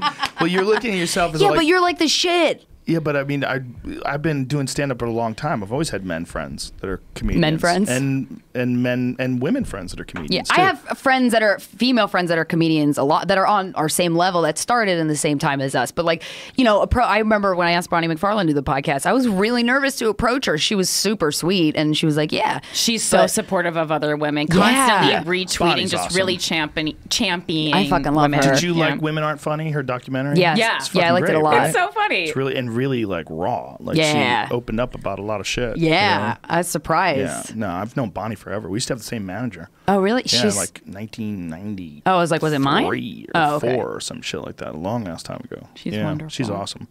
But it's a different animal when you're a woman, you know. Yeah. And I think that's one of the things that Eliza brought up when she was talking about this whole Louis C.K. thing. She was talking about how some men, especially when she first started, would treat her because she was just starting out. She wasn't very good yet, you know. And someone who is established and is better and really has, like, their career is cooking, they will look at you like you are a lesser thing than them. They don't look at you like a peer. And I try to tell this to as many young comics as I can. that is incredibly important that we look at all of us that are doing this thing as the same thing. Yeah. Somebody might be doing it for 3 days and someone might be doing it for 30 years, but we're all doing the same thing. We're all in it together. Yeah. So like doormen, like I'm super friendly with everybody who works. The Comedy Store is a great example of that because everybody who works there is a comic. Like the people who are the security are comics. A lot of people that were managers were comics. People, bartenders are comics. I know like a lot of the people like Josh Martin and Punky, they're fucking comics. They're even paid regulars and they still work the bar. Oh, wow. That's cool. Yeah. So there's an intense community there. I love the Comedy Store. It's amazing. And there, you never get a place where you have a pro shows every night and an indie show upstairs. Like that never, there's no place in New York that has multiple rooms like that. A couple do, but the quality of the spectrum of comedians in terms of experience is so vast any night of the week there, and it's so cool. And it's really supportive. Yeah. That is a super support. And people that are not supportive, they get pushed out. And I love that. I think the comedy community in New York too is very supportive. And That's we're awesome. we give each other tags when we think of good and we talk about comedy, we live and breathe it, and we nerd out on it in the green rooms, and we really are supportive and yeah, I like it. It's awesome. Don't you guys think that now it's easier to do that too? Because it's not like everyone's competing for a very small amount of spots. Like it used to be like there was only so many spots on a sitcom. There's only so many spots to host a late night show. And everybody was like hyper competitive. Yeah, now you can make your own opportunity. You can create your own thing. I mean, there's some examples of it. Guys, we fucked one of them. I'm Broad City. Yeah. I love the story of Broad City. Abby and Alana couldn't get on house teams. They just kept getting rejected from house teams at UCB. They started working on this web series together. It blew up. I mean, the quality of the web series before it made it to air is phenomenal. They just put a lot of hard work into it, and they said, we're not going to take no for an answer. And if this community that we've worked in so long is saying no, we're going to do it on our own. And they did. You can do that. And also one of the things is that like podcasters and people that do things online, they support other people that do things online. Like you never see someone from a show on CBS getting promoted from a show on NBC. It's super rare. Yeah. But in the world of podcasting, it's super common. Yeah. Like everybody has everybody on their shows, and we always talk everybody up and hey, go see she's playing here and he's playing there, and you promote their dates, and it's a way more egalitarian, way more like supportive community. And it's a win-win for everybody, because it feels good to be supportive of people you respect and admire who are talented. And, you know, and too, that's why I love stand-up, because you're the only one who's going to do your act. Yes. So don't worry about the company. Hopefully. True. Yeah. But yeah, I mean, there's only one you. And the people that are shitty to other comedians, they get, I mean, if you're a comic and you don't have any comedian friends, like that's a problem. That's a giant problem. Just like oh god, women, I just started thinking of one famous person. Oh, you can think of a lot of famous ones. Yeah. Oh, really? I know some famous ones that come to the store, and the door people get super bummed out because they just look past them. They don't say hi to them. They'll go straight to Bill Burr or straight to someone famous and only talk to them, and they don't talk to regular folks. I feel like too, but I've had interactions with famous comics. Like the first one, the person was being a dick and just like looking down, and I was being introduced by his friend, and he was like, "Hey, how you doing?" And had sunglasses and doors. I'm like, "You're a dick." Yeah, but inside? then it was inside, so LA. It was so LA. I was like, barf all over you. Can you give me a name they rhyme with? Well, you're gonna absolutely know who it is. But then the second time we met him, couldn't have been nicer. Oh, well, so maybe sweet. He was going through some weird shit. Exactly, You could run into someone like at the wrong time. Yeah, and I labeled him an asshole though. But he was going through some shit while showing pictures of himself to another person. But is that how you act out sometimes if you're having a bad day? You're like, look at this picture of me. I just go right to naked photos. Yeah, get those nudes in, baby. Yeah, only of my ass. I just show them my ass. Ooh. That's what I do. Do you take nudes? No. Why not? I'm thinking of doing it now. Really? Just from 2 seconds ago when she recommended it? Yeah. But just of like a close-up of your butthole. No dick pics? Let's redefine the nude. I don't have any that I need to show anybody. Yeah. No, but have you ever taken one? I don't need to see it. I'm sure I've taken pictures of it. Okay. Oh, really? Yeah. Just because? Well, it's because you have a camera. It's good lighting. If you're a dude and you have a camera, you start taking pictures of everything. I never take pictures of my pussy. I've never taken a picture of my pussy. I've never Sometimes taken I just need to check if you have a weird feeling down there and just make sure everything's okay. It's your own doctor. If I was a girl, I would definitely take pictures so I would really know what it looks like, because otherwise you can't really see it. You just go squat over a mirror. Yeah, or you're super flexible. You'd have to like get one of them. wrap around Yeah, grips. you got to be a contortionist to I see don't your know own what pussy. you're yourself back. I can see my own pussy from here. Yeah, but you can't because we already discussed that. You're seeing the labia. You're not really seeing Well, the no, if Actually, I- pussy is the whole thing, right? Vagina the hole that hugs is the tampon. inside. That's the The vagina. pussy would be the whole thing, I would say. The Yes. vagina is just the hole that we're most concerned about. Like the pussy is the house, but the vagina is like the living room. okay. I think so. Okay, yeah. You could be wrong, you could be right, and I honestly don't know which one it is. But that's why we're relatable. Were you, when you started like being sexually active when you were younger, were you like, a vagina? What do I do? Because I kind of feel like men going into straight and bi men that are going to be having sex with women, like that's got to be confusing. Because a dick, it's like, I You know what have to do one. with the dick. Yeah, you already have one. But also, Yeah. like as a woman who doesn't have a dick, I feel I know what to do with it a little. Well, guys share information with each other. Do girls share information about what to do with dicks? Yeah, I didn't know Yeah. guys shared Yeah. information. Oh, yeah, for sure. Oh, Yeah. because we've heard a lot of guys like don't talk about it. I'm like, why not? What? You're missing out on some tips. What's Every some guy information I've you've ever- gotten? Well, you just start talking about like, what do you do? Like, That's you're like the you're first 14 question. or 15, the first Very time you're vague. making out with a girl. Yeah. Like, did she let you finger her? Yeah. You gotta keep your fingernails clean. Being you know? fingered at 14 is the fucking worst. It's just Oh. like Jab, jackhammer. jab. It's like And someone's nails. ringing a doorbell inside you. Yeah. And they're not clean. Yeah, and there is Yeah. no doorbell, but they don't know that. You gotta Oh. pretend to, Yeah. Ugh. Yeah. It sucked. Well, I Jackhammer think fingers, man. it's got to be better now than when we were young, and it's got to be better when we were young than when our parents were young. That is very I mean, true. It's all, and don't you think that's the same thing? I mean, I think that's with everything. I think one of the things that's going on right now, and one of the things with all this sexual assault stuff that's making the news, is that we're in the middle of a giant social change. I feel that too. And it's like a hurricane around us, and fucking bathtubs and cows are flying through the air. The And trucks up there. We're in the middle of it, and I think a lot of times you don't realize how much change is actually taking place. But if you just try to look at comedy from the 1980s and look at comedy from now, like what you can get away with then, and what you like, go watch Eddie Murphy Raw. Oh, yeah. And you would never do that today. No Prior, one, yeah. Carlin, like a lot of them had like a lot of homophobic shit, but you know. Andrew Dice Clay would never fly today.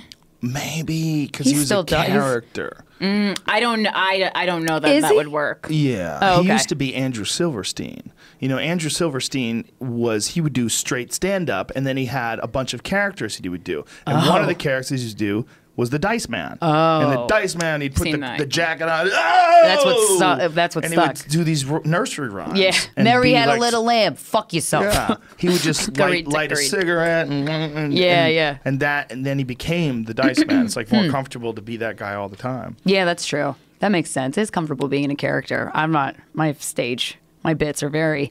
Well, there's a lot of people that have done that and they got trapped. Like Emo Phillips got trapped.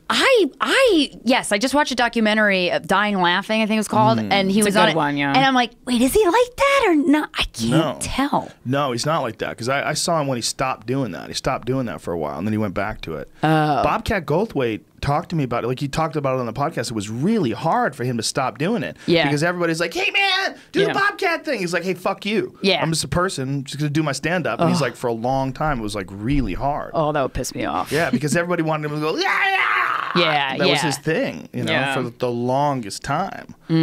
And he just got older and was like, what the fuck am I doing?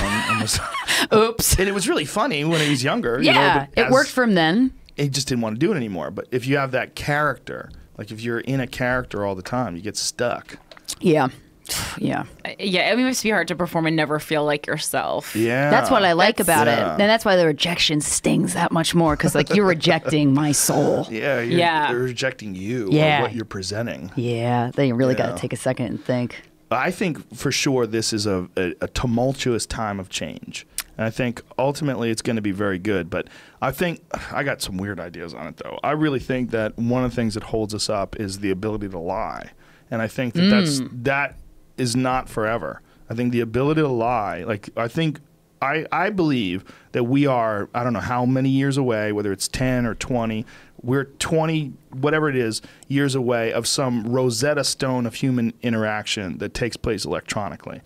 I think they're going to figure out some way where we can teach children a language that's a universal language that's transmitted through computers or through some sort of a human internet interface, some sort of a neural interface that they're working on hundreds of different versions of this right now, where they can already send thoughts back and forth to people from the internet. They can send images to other people's minds. One person can send an image of a triangle to your mind through the internet. They can currently do that? Currently. How? They do it through some sort of electrical stimulation of various parts of the brain where you send a signal, and that signal through your thoughts of this object. That's crazy. Like you have this idea. Like say if you think of a bottle of something really a triangle. Let's go back to that shape. It's a very obvious symbol, right? You know what it looks like. I know what it looks like. And if I can think of that, there is a pattern in my brain that I can transmit to you through this very rudimentary technology. So I liken it to like a Morse code machine. That's what they used to be able to communicate with. That was as good as you get. Now, obviously, you take a video on your phone, you send it to someone in New Zealand, right? We're in a different world, and it's not that far away. I mean, you're talking about just a couple hundred years. We've gone from the Morse code to sending a video to New Zealand in real time. Well, have you ever heard of a Fisher-Wallace stimulator? I've heard of that. Yeah. So my mom has had depression most of her life, and she has been on 25 different meds. It made her worse. And a doctor prescribed a Fisher-Wallace stimulator. It's just a little tiny machine with 2 pads. They're sponges. You wet the sponges a little bit and you put them on your temples. And she did it twice a day for about 20 minutes, and her fucking depression went away. And I felt like I got my mom, like because the meds would just make her so numb and like emotionless, and that would depress her. And my whole life I've been seeing her do these peaks and valleys. And that Fisher-Wallace stimulator, there's no side effects. If anything, she gets a headache, but there's no mental side effects. And it's insane. How often does she have to do it? She does it twice a day. The only thing that I've noticed, I guess this is a side effect, makes her a little bit hyper and not hungry. She gets Those shit are done. both But it is a miracle. I'm trying to tell as many people about, but I'm wondering if that's a similar type of technology. What does it do to people that are already happy? What if it'll make you fucking ecstatic? I don't know, but that's what I was wondering. I'm like, Ma, can I borrow that? What if you slap that bitch on when you get on that Japanese toilet and get that hot water pumping up your clam? Oh, like a Molly machine. Yeah. Whoa. Put those babies on. We gotta go to the bathroom now. Have That's an great. edible. Yeah. You get an don't work edible with right me. before. Yeah, you just gotta go light. 20 milligrams. I had a fan gave us a cookie in San Fran, and it was labeled, but I didn't know how much he ate, and we had to go on a plane. So I'm like, I'm gonna throw this out. And it was like at the end of a 2-week tour. We were doing 2 shows a night. I was so tired. I'm like, I don't want to get held up on the plane. So I took a little chunk. I ate it, and then it kicked in when we were at the gate. And Corinne was like, I'm going to go get Starbucks. You want anything? I'm like, nah, I'm fine. And then all of a sudden, I'm like, no, I'm not fine. And I texted Corinne. I'm like, you're going to hate me, but I'm going to die soon. And this is not okay. And then I just started having a panic attack. This is already someone who's not good at flying. No, yeah, I would have panic attacks all the time. And then I was bawling my eyes out, and this little girl came up like 2 feet in front of me, and she was like, and she just tilted her head and stared at me. I'm like, Corinne, why is she doing that? And you were That's crying? weird. Yeah, I thought I was going to die. That's the only time in my life I ever remember having the feeling of like, you're about to die. I gotta in 10, say, 9. Little girl just came over like a normal little girl. And then when Krystyna said, why is this little girl looking at me? And I said, probably because she's never seen a grown woman have a tantrum in an airport. Yeah. It was an anxiety tantrum. And then, getting on that plane, man. I thought I was going to get kicked off that plane. She almost did because I almost did. I think in 2017, like saying she's not. I was like, she's not good at flying. Like that doesn't fly anymore. Hey. And the lady was like, does she need to get off? And I was like, no, she's fine. She's gonna be fine. We're gonna get through this. We're gonna get back home. How far was the flight? Oh, it was from San Fran to New York, right? Yep. That was all cross country. Yep. When did you sober up? An hour after I got home to my apartment. She just put a blanket over her, and I was like, that's the way we're gonna handle that. It was. That's good. It was. Ooh. Well, you rode the storm. I did, and I survived. God damn. But yeah, the edibles fucked me up. Well, they're just too goddamn strong, especially if you just try to eat a whole cookie. That could have been hundreds of milligrams. Well, I just took a little chunk of it. It was a big ass cookie, and I took a quarter of it.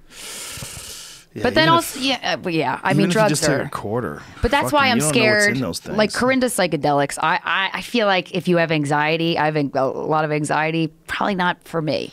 It's a different thing because the anxiety that you get from edible marijuana is very peculiar. It's intensely introspective.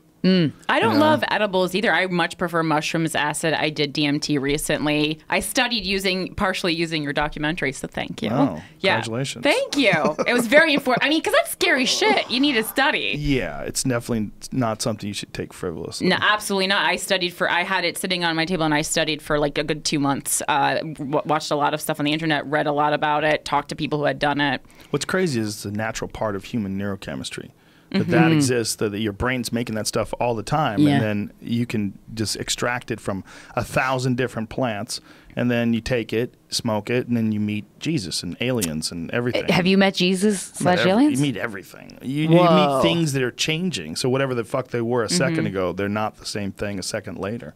It's pretty fucking intense. Is that why you're such a curious person and you really try? Has psychedelics made you? Because some people, it really makes a positive shift in their consciousness and their curiosity. I've seen it happen, and sometimes it goes the other way. But or were you always that kind of person? I was always curious, but it made my curiosity. It confirmed the need for it. Like that, when you do something like DMT. It is so profoundly bizarre that after it's over, you are so stunned at how few people know about this and how you didn't know about it until that happened and how you'll never be the same again. Oh, you'll never be the same again? No. Wait, are you? Do you feel You're that never going to be the same again because you know that's real. You know that you could go through this chemical portal to what's essentially another dimension. I mean, it sounds like it. Another dimension where you are interacting with ideas that seem to be sentient. They seem to be alive. You're being inundated with thoughts and words that come at you without like a physical presence. Like no one's saying a word, but if I said to you, "Hey, let's get a cup of coffee," like that signal goes into your brain because you're hearing my words, you interpret them. You get the same thing from these DMT states, but you don't actually hear the words, but you know what the words are. Whoa. It's fucking titanically bizarre. Have you ever seen a psychic healer? Have you ever heard of psychic surgery? I don't believe them. So I never really talk about this because I don't need people. I'm not trying to convert anybody to believe in this shit. Right. But I've had psychic surgery once, and my mom and I had. How's that work?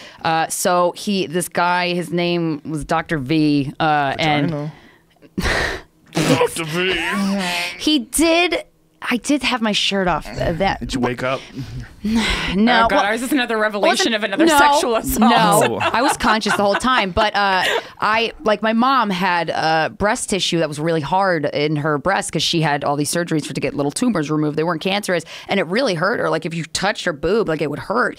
And so this doctor, he used to work for NASA, and he's Russian, and he's very mysterious. Did you look into his background? And make sure I tried to Google legit? him, but I didn't have. It didn't seem legit. We were going into a tiny little apartment, and this old lady was answering, and she was like, "Come in." And I'm like, "Go," but he didn't touch her, and he kept moving his hands like this, and he would do this like he was trying to get warm, and then he would flick it, and then he would circle around her boob, and then pull out like an imaginary thing, and it was gone. The hard tissue was gone.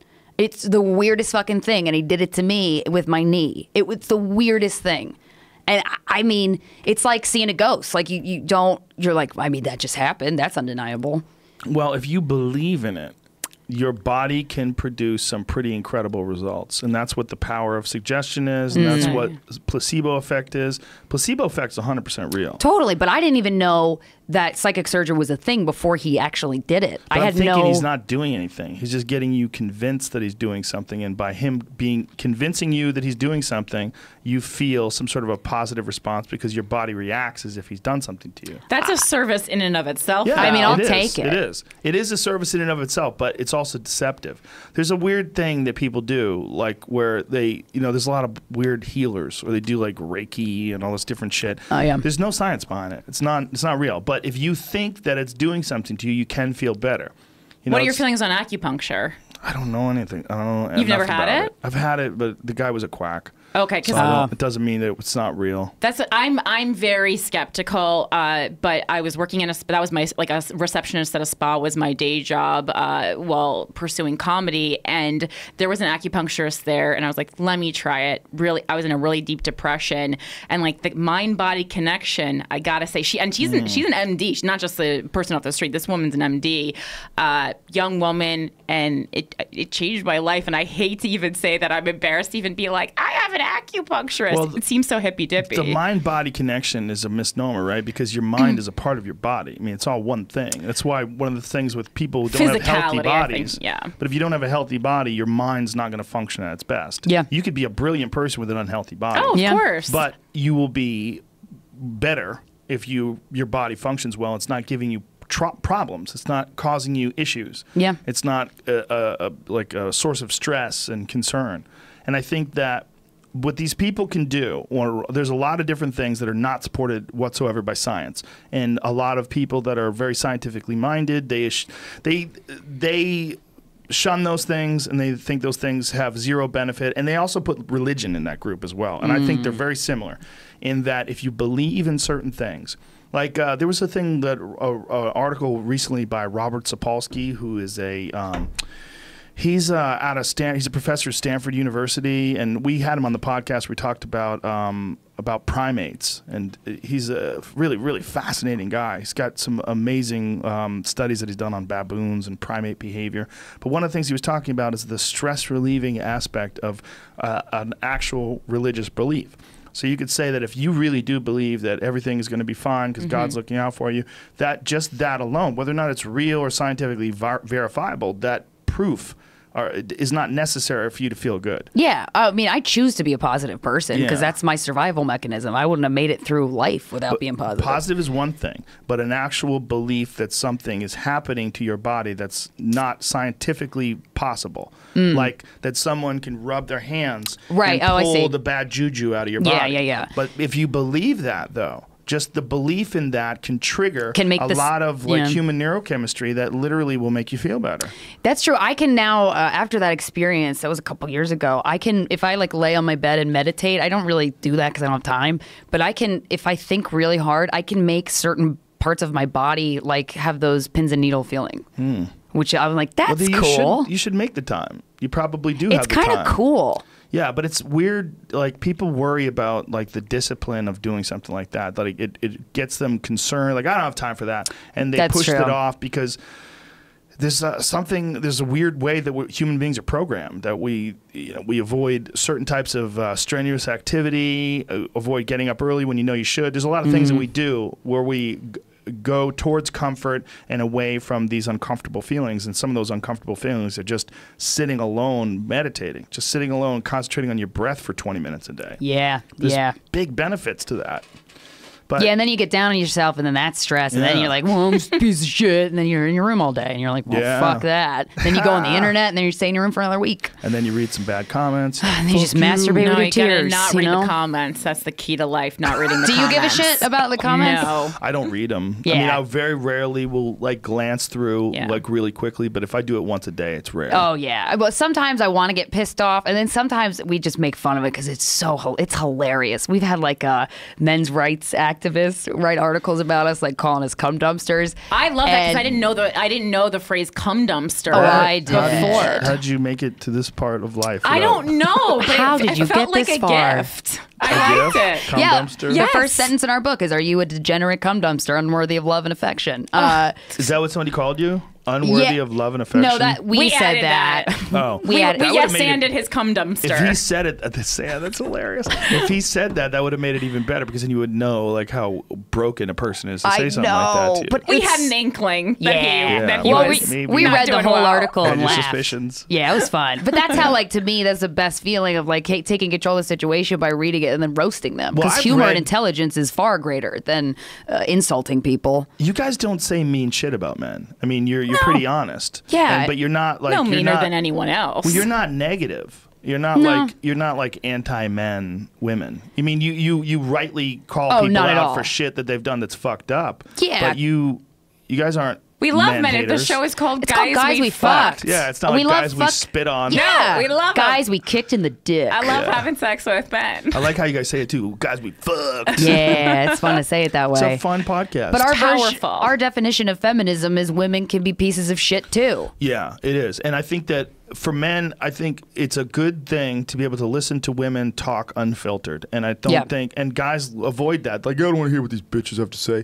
Like, you should That's listen. exactly how they say it. You should listen. And I'm not saying that you should listen because you have to agree with them. Yeah. But you will gain a more of an understanding of how someone who is very different than you views maybe the exact same interaction. And just that one look at another perspective might make you sit back and go, okay, maybe I need to look at it from their point of view. Oh, it's the best. My favorite email is when a guy emails us and he's like, I gotta be honest, I listened to your podcast and I was expecting to like jerk off and shit, but I actually learned something. I'm like, bless you. I love you. I was expecting to jerk off and shit. Yeah. Sorry to disappoint you. But I love that we like. That's the best when you surprise somebody. I think is, and the name of the podcast is people are gonna either go that's hilarious or that's disgusting or what or whatever the reaction is, they're gonna check it out. They're gonna remember and when it. they're surprised by what they hear because it's not what they expected, it sticks. It's stronger. Do you guys feel like the podcast has helped you understand yourselves and grow better?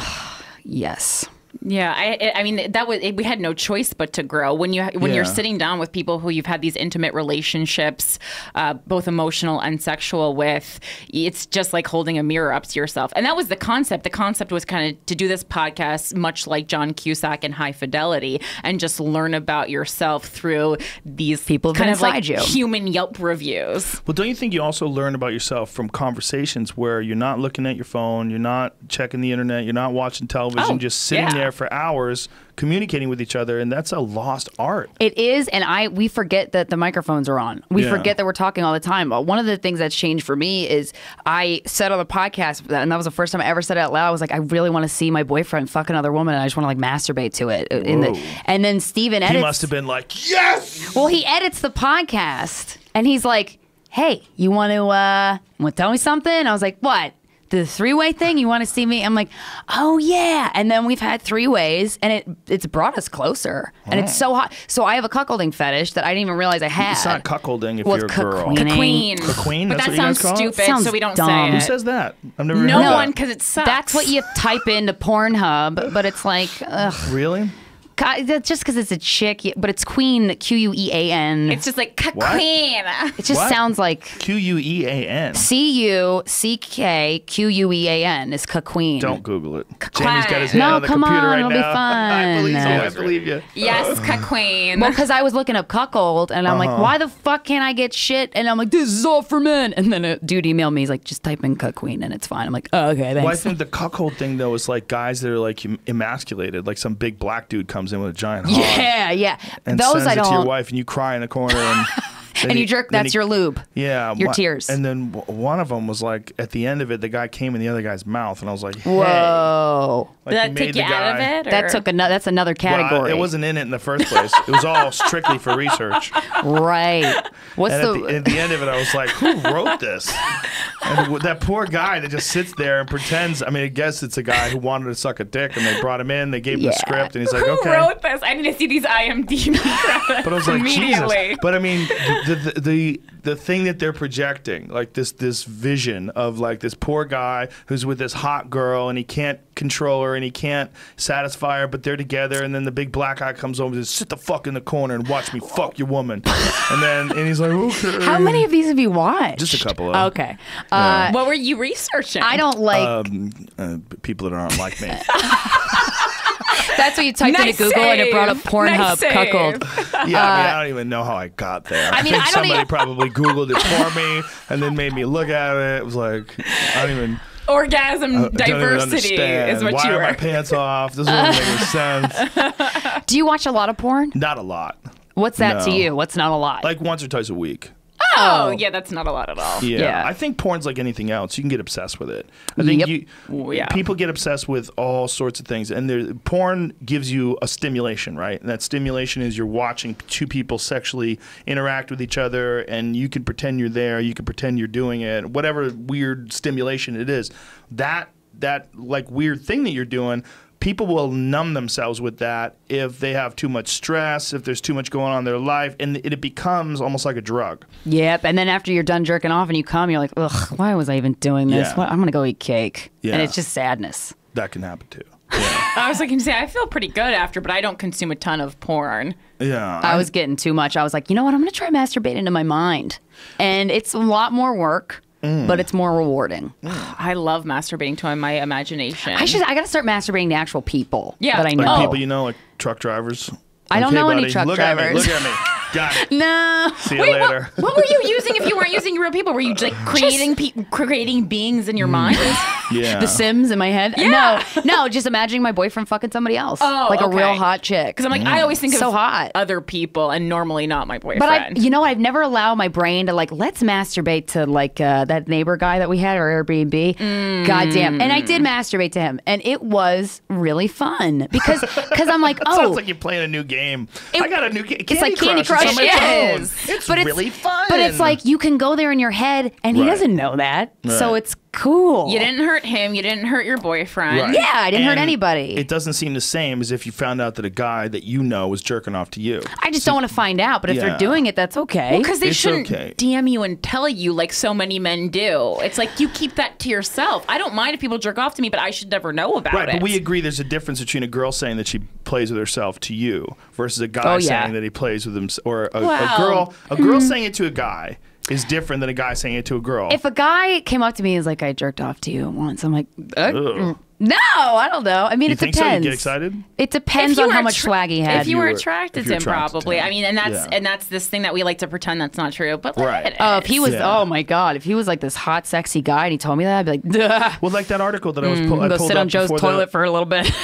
that article that I pulled up before we started the podcast. There was that women Oh, yes. and gay men are more attracted to good-looking, muscular men, which shows that we're not making any progress with sexual gender stereotypes. Like, no, just not stupid. true, you fucking That's idiot. And that was like Newsweek. It's the was safest in the- space. Go to the safest space, which is one of my favorite Twitter pages, because they will retweet the most ridiculous social justice warrior tweets. Oh, really? I'm gonna follow Yeah, look at this. this. Men with muscles and money are more attractive to straight women and gay men, showing gender roles aren't progressing.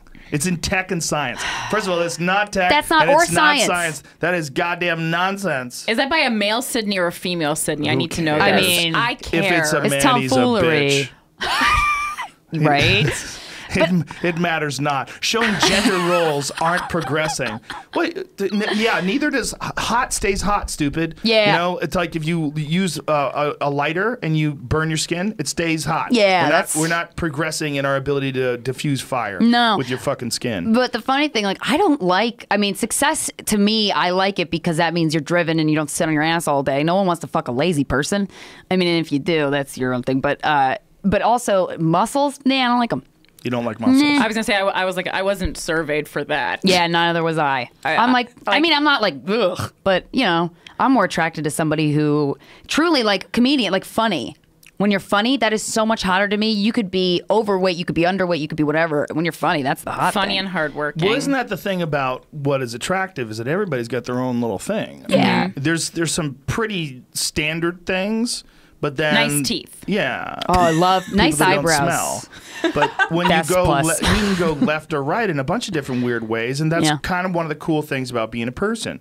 You know, I know some women that are into like really skinny guys, like super skinny, like ribs. Like, Same, I know a lot of like those. That heroin look. Some girls think that's hot. I can see that being hot. My boyfriend was always like, I want to get skinny like Iggy Pop. I'm like, no. Do you want to stop having sex then? See, I like Iggy chunksters. That's my thing. Yeah, there you go. Little Some girls chunksters. like a gut. Some Yeah. girls like a guy with like a legit gut. That's like Dave. I mean, the Dave Matthews. That people love that. And if Dave Matthews Wait a minute, lost Dave that, Matthews has a gut? he has a little belly. Yeah. Little bell- Aw, really? And if he doesn't have that belly, less hot. Have you ever been attracted to somebody and you feel uncomfortable face. that you're attracted to them because it's just not your type Poor usually? Joe just takes such great care of his body, working out, and we're like, we like fat people. No, I think it's Come good. on. Throw that treadmill out and get a I donut don't machine, need Joe. everybody to like me. I definitely don't need everybody to be attracted to me. But I'm always weirded out by weird stuff like the skinny one. The skinny one's weird because that's I like an agree. unhealthy thing. Yep. Like if you're looking at someone and they look like, you know, like that Iggy Pop look is like,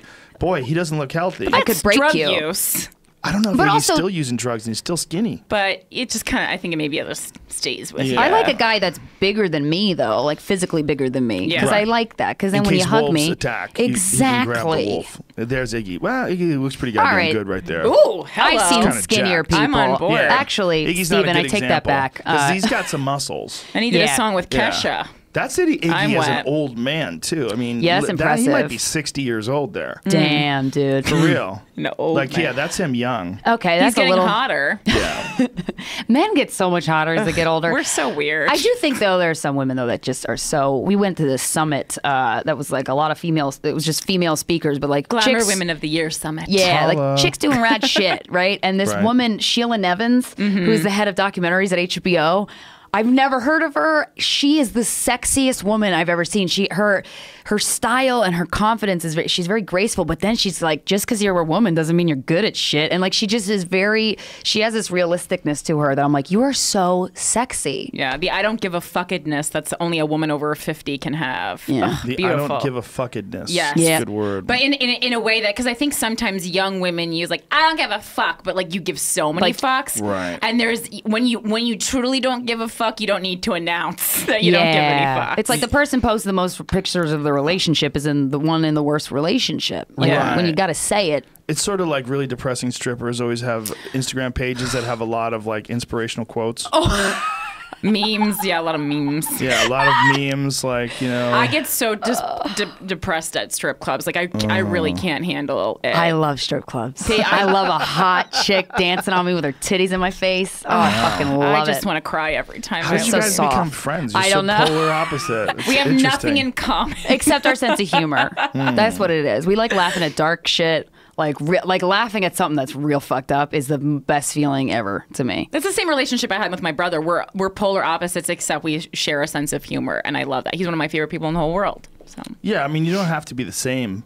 No, to we are like each not other, at all the obviously. same. And it's nice to see, like, I think a lot of people like seeing two women that, like, just disagree on a lot of shit, but that doesn't mean I don't like her. Yeah, that's a problem too, is that people get so married to ideas that you don't like people who don't think the same way that you do, which Yeah. seems to me to be kind of crazy. That is a dumb thing. well, and that's a dumb rampant way. right now. It's Yeah. really rampant, right? Identity politics and this Yeah. idea that like you have to be on one team or the other. You fucking just dig your heels in and fight the other side with tooth, claw, and nail. Yep. We see that strongly in politics, right? And it's a gigantic issue in politics. Politics is fucking exhausting, but you So can't. People can't live in exhausting. the opposites. Like you can be both things. You can be a great comedian, and you could also sexually assault people. Like you could be kind of shitty in that area, but you're still a good. That doesn't. Don't you think that the Louis C.K. thing was extra disturbing because he was doing it to one of us?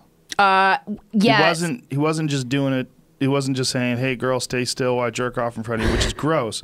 But he's also doing it to what Well, should be a peer. Exactly, and that's what indicates to me it's a power dynamic, and you could have had a sex worker. You could have jerked off. A Yes. sex worker would have been thrilled to take your money, and you could do a scenario where you block the door and you Right. jerk off, and she's like, but that's a consensual thing. Right. That's why that indicates to me it's a power struggle. Yeah, because that consensual thing doesn't give you the buzz. The Right. buzz is the Fucked forbidden up. thing. Yeah, but like, Yeah. That also says to me, though, that Louis is so intelligent that he did think it through a little bit more than he's letting on, because it's like, they're going to have to keep this secret because we're all in this club together. So if you do it to a young comedian, I think I don't know about that. I mean, I'm not saying he was, like, plotting. There's a certain thing about stand-ups, I think everybody will agree, we're impulsive. yeah. Stand-ups are impulsive people. It's one of the reasons why you'll say the funny thing before everybody. You know, some people might even not even entertain the thought. You open the door and then blurt it out quicker than everybody else. There's an impulsive aspect to that. Yeah. So you think that could be an impulse? No, I think that he's an impulsive guy. I think most comics are, and there's a wild thrill to that impulse. The Yeah. problem is you're also doing it to a person that doesn't want you to do it to them. Yeah. And even if there's no physical contact, you're making them watch you beat off, which is fucked up. And then, Yeah. you know, the whole Tig Notaro thing, where Tig Notaro thinks that he started helping her to show that he was a nice guy. 'Cause Yeah. she's like a lesbian and a feminist, and like he's going to promote her thing, and this Like- will like take some of the weight off of him. Right. And she said that she felt burdened by her relationship with him because she believes that he did it on purpose, that he made a conscious decision. It could be. I don't know. Yeah, it could be too. You know, it's a good branding move. It's a good let's try and save the reputation. But Yeah. I don't know. I don't know, but with that though, it's like when he hosted SNL, the monologue was about pedophilia, and he's like, he related it to like eating a Snickers bar. Like, you want to touch that little kid so bad, and you know how horrible and how many lives it ruins and how fucked up it makes you, the kid, but you still do it. Like, that's what I think that with what he did. I'm like, you really wanted to do that real bad, because comics all knew. We knew about it. Corinne and I knew about it 5 years ago. Yeah, I had heard it wasn't true. And I had heard from someone who knows him better than me. And I said, well, what do you mean? And they gave me like this weird scenario where he was joking around. They were all joking around together. And then the story got out.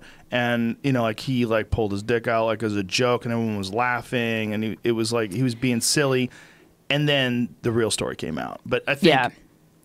I don't know. We've had people, like, Ari Shaffir was on our podcast. He pulled his dick. I mean, he did ask, but, like, that was fine. I wanted to see his dick. I wanted to see his balls. He had a vasectomy, so we wanted to see the scars. I mean, there was a reason. And then also that we had never seen someone who was not circumcised before. And then he was like, do you want to see it? And we said, yes. How fucked up is that? Think about that. Cutting baby dicks is so common that you guys have gone through all your life to adulthood. And Ari Shaffir, more than the average person. So. Ari Shaffir is the first dick that you saw that wasn't sliced open as a baby. It wasn't Ari's dick that was uncircumcised. This was another. Oh, that was another. These are two separate dicks. I can't believe I've never encountered an uncircumcised penis. Ari's a super Jew. Of course he's circumcised. Also, Ari was like, I got the longest balls in the game. And I'm like, I mean, show them to me. Right? Like, I want to see them. And I'm like, damn. They were pretty long. They're pretty gross.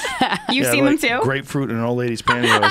Yeah, I've seen Ari's dick and balls multiple times. See, that's one thing that male comics do. They're just always showing each other's dicks. I've never showed my pussy to anyone. Krystyna's seen your pussy, but not. I didn't like. It wasn't a big reveal. She saw your pussy. She didn't see your vagina. I saw it all. Yeah, I know. I didn't open up. Well, I didn't like show you the whole. I saw the steeple. I saw the That's just because. Here's my TV set. Here is my kitchen. I overslept for a flight and woke up drunk. That's why she saw my vagina. Yeah. My pussy. Yeah, it's a different story. There's no like genital mutilation tradition amongst women, and people say that, oh, you're looking at it the wrong way. The foreskin's not mutilation. Oh, the fuck, it isn't. It is. It is. Yeah, I saw a truck in Union Square a couple months ago that's like circumcision is male genital mutilation, and I was like, oh, it is. And a lot of kids lose their dicks from it every year. They kids lose get their infections. dicks? Yes. Not only that, I didn't know that. There's a famous so story. much shit. There's a famous story when it comes to there's a baby that was raised raised as a woman because they did a botched circumcision on the kid when it was a baby, and his penis, essentially there was a massive infection. They had to remove his penis. And because of that, they had made the decision to try to transition this person into a woman. Oh. And so they transitioned this person to a woman, and they gave him hormones, but he always wanted to be a man, and it was like super confusing to him. Then he eventually wound up committing suicide when he was older. It was a horrible story. That's completely directly morally and irresponsible. Directly connected. It is, but what do you do when you cut off a baby's dick? Like, I mean, that's the question. When was this? Century. It wasn't a time when you can try to reconstruct. No, they did. They've only started putting new dicks on people within the last year. I think there's actually only been I think there's actually only been 1 or 2 successful penis transplants. Whoa. Yeah, I mean, it is harder to create a penis than it is with the. It's not to create a penis. You take it from a cadaver. Well, whoa. It's not the same as mummy dick. Where when you transition male to female, you're flipping the dick, but they're adding on cadaver parts when they're going female to male. No, this is not what I'm talking about. I'm talking about someone whose dick just is like mutilated in dick. an accident. Okay, something like that's different. Dog bites your dick off. Like a Lorena Bobbitt. Yeah, I was gonna say chick cut off her dick. Yeah, well, they've reattached that thing, but they found it in the field, didn't you? Like she threw out the window. Chucked it out the window. Yeah. Bitch, you should have threw that in the river. I mean, yeah. There was another story about a woman in Orange County who tied her boyfriend up after she drugged him, tied him up, and then cut his dick off and threw in the garbage disposal. Badass.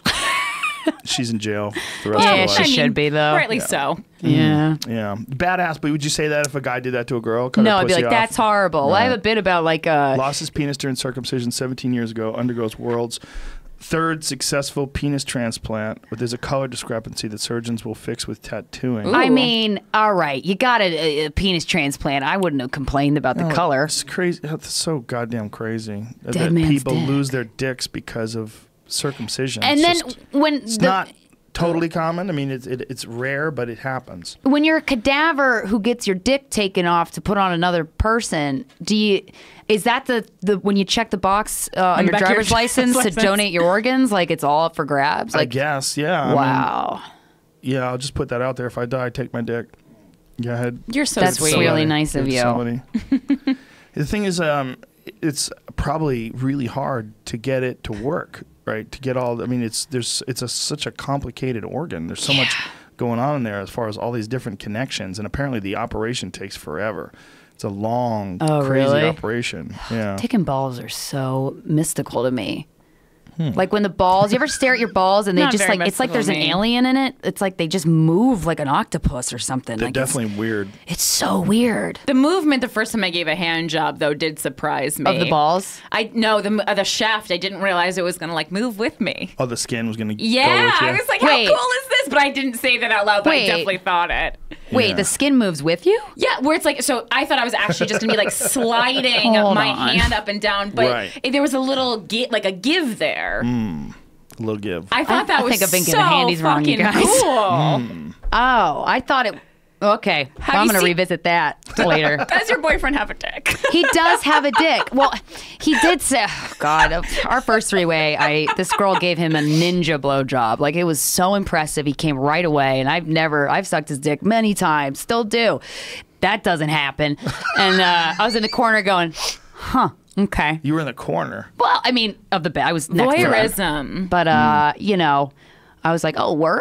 Okay. And it was, you know, I'm so curious to see what you were doing because we learned this year Krystyna has been giving blowjobs wrong. Sucking dicks all wrong. How you been doing it wrong? I didn't know you had to suck it when you go up. Like a fleshlight is pleasurable because of the suction. And when you suck a dick, you're supposed to like suck it in as you go up. Create a little airlock. A little suction-y. I was just licking it like a lollipop. And, you know, no one told me because they were probably just happy I was there. I don't know. And that's why, because I'm like, I don't really love giving blowjobs, but it's like, Krystyna's like, I love it. I'm like, yeah, because you're not doing it right. I know. And it's so much easier. If I was just licking the dick the whole time, I would also like So you don't like doing it because it's a lot of work? Well, because it is a job, Joe. It depends. You know, a lot of he's gonna hate me. My boyfriend takes he takes a long time to come, and so I mean, just at a certain point, your mouth is uncomfortable. It's just like that's why I don't like hand jobs. I'm like, you do it. You do it better than me. I like watching you do it. Why are we sitting here and I'm trying this? You know. That's a good point. Unless you really want me to, but I'm like, ugh. Where has this gone?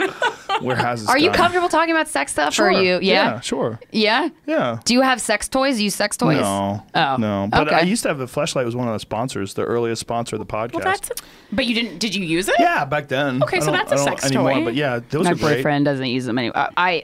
He dated a famous porn star right before me, and I discovered he held on to her fleshlight while Hurricane Sandy was flooding my apartment, and Corinne was over. Oh my goodness. Very uncomfortable. Very He uncomfortable. grabbed Sandy, strapped a life preserver to him. this is Not getting Tanya. away. No. Well, no, I picked it up, and I do a bit about this, but I picked it up, and I thought it was a flashlight, and I thought he'd thrown it away, and I was like, oh, that's a butthole. Okay. Yeah. We'll have a little talk when Corinne leaves. The butthole one. It's just crazy that they mold it. Yeah. They like, I mean, obviously not the internal parts, but the outside. Like they literally like put like rubber on them. And We've been to the place where they do stuff. We went to the Doc Johnson factory, which is in Los Angeles, and we saw the chair that looks like an OBGYN's chair where the porn stars sit, and there was like remnants of like whatever the stuff, the cementy stuff that they're putting in their butt. I'm like, this is so cool. We're taking pictures. Like we're at Disneyland. It's our Disneyland. That's but when you hilarious. jerk off with a fleshlight, are you closing your eyes? Are you imagining? Because like they make it look like an actual pussy, but Yeah, is you're that not looking hot? at it. No, That's you what don't I need thought. to look at it. They also made it look like an alien. They made an Avatar one at one point in time. Whoa. Yeah, they made a blue one. Like you can fuck that big blue lady that. Oh, yes. But it's just a little bit Just of a her. tube. It's just Yeah. the part you need. You know what else they make that I thought was hilarious? They make them that are like, you know, those tall boy like Pabst Blue Ribbon cans. Yeah. They make them out of that. So you unscrew it looks like a can. So You would have it in the freezer. It's like you're hiding your wheat from your mom. Yeah, exactly. You're hiding the pussy from your wife. Yeah, it's like if you had have you ever seen those little, it'd be like one of these caveman nitros, but you screw the top and you can stash money inside. Yeah, or wait. Yeah. I had a fake rock that I used to put my house keys in, and then you would put it in it. But then it's like, it does not look like a rock at all. It looks like, oh, this person hid a plastic rock in their garden for their keys. Yeah, it's so obvious. Like, I could leave my key in the door and it would be less obvious than this rock. Yeah, like I went over to a friend of mine's house and he had fake rock speakers in his backyard. I was like, Just they get the play Bose. music, bro, but they look like rocks. It's not really a rock. It's impressing no one. Yeah, It's making people think less of you, probably. You know what it is? It's those fucking catalogs they leave on planes. Oh, I love those. You remember those? You'd be going through those. The and Sky you're like, Mall. "Oh, I need one of those. You need Yeah, stuff the to Sky do. Mall. I need that 6-foot Bigfoot statue for my fucking for my backyard. Yeah, he watches over the garden, man. Yeah. Oh, God. They do make fake. They make torsos. You ever seen one of those? It's just a chick's torso. Well, it looks like you we're mutilated looking at her. those sex dolls. Yeah. You know, those real doll things. You know, they have a brothel in Germany now where it's like a sex doll brothel. That Which seems I less mean, so just buy it in your home. Bizarre. Oof. Yeah. So. Oh, that's yeah. So bizarre. That doesn't seem clean. I wouldn't be comfortable with that. Yeah, there it is. Problem at sex dog brothel. The Johns are getting too weird.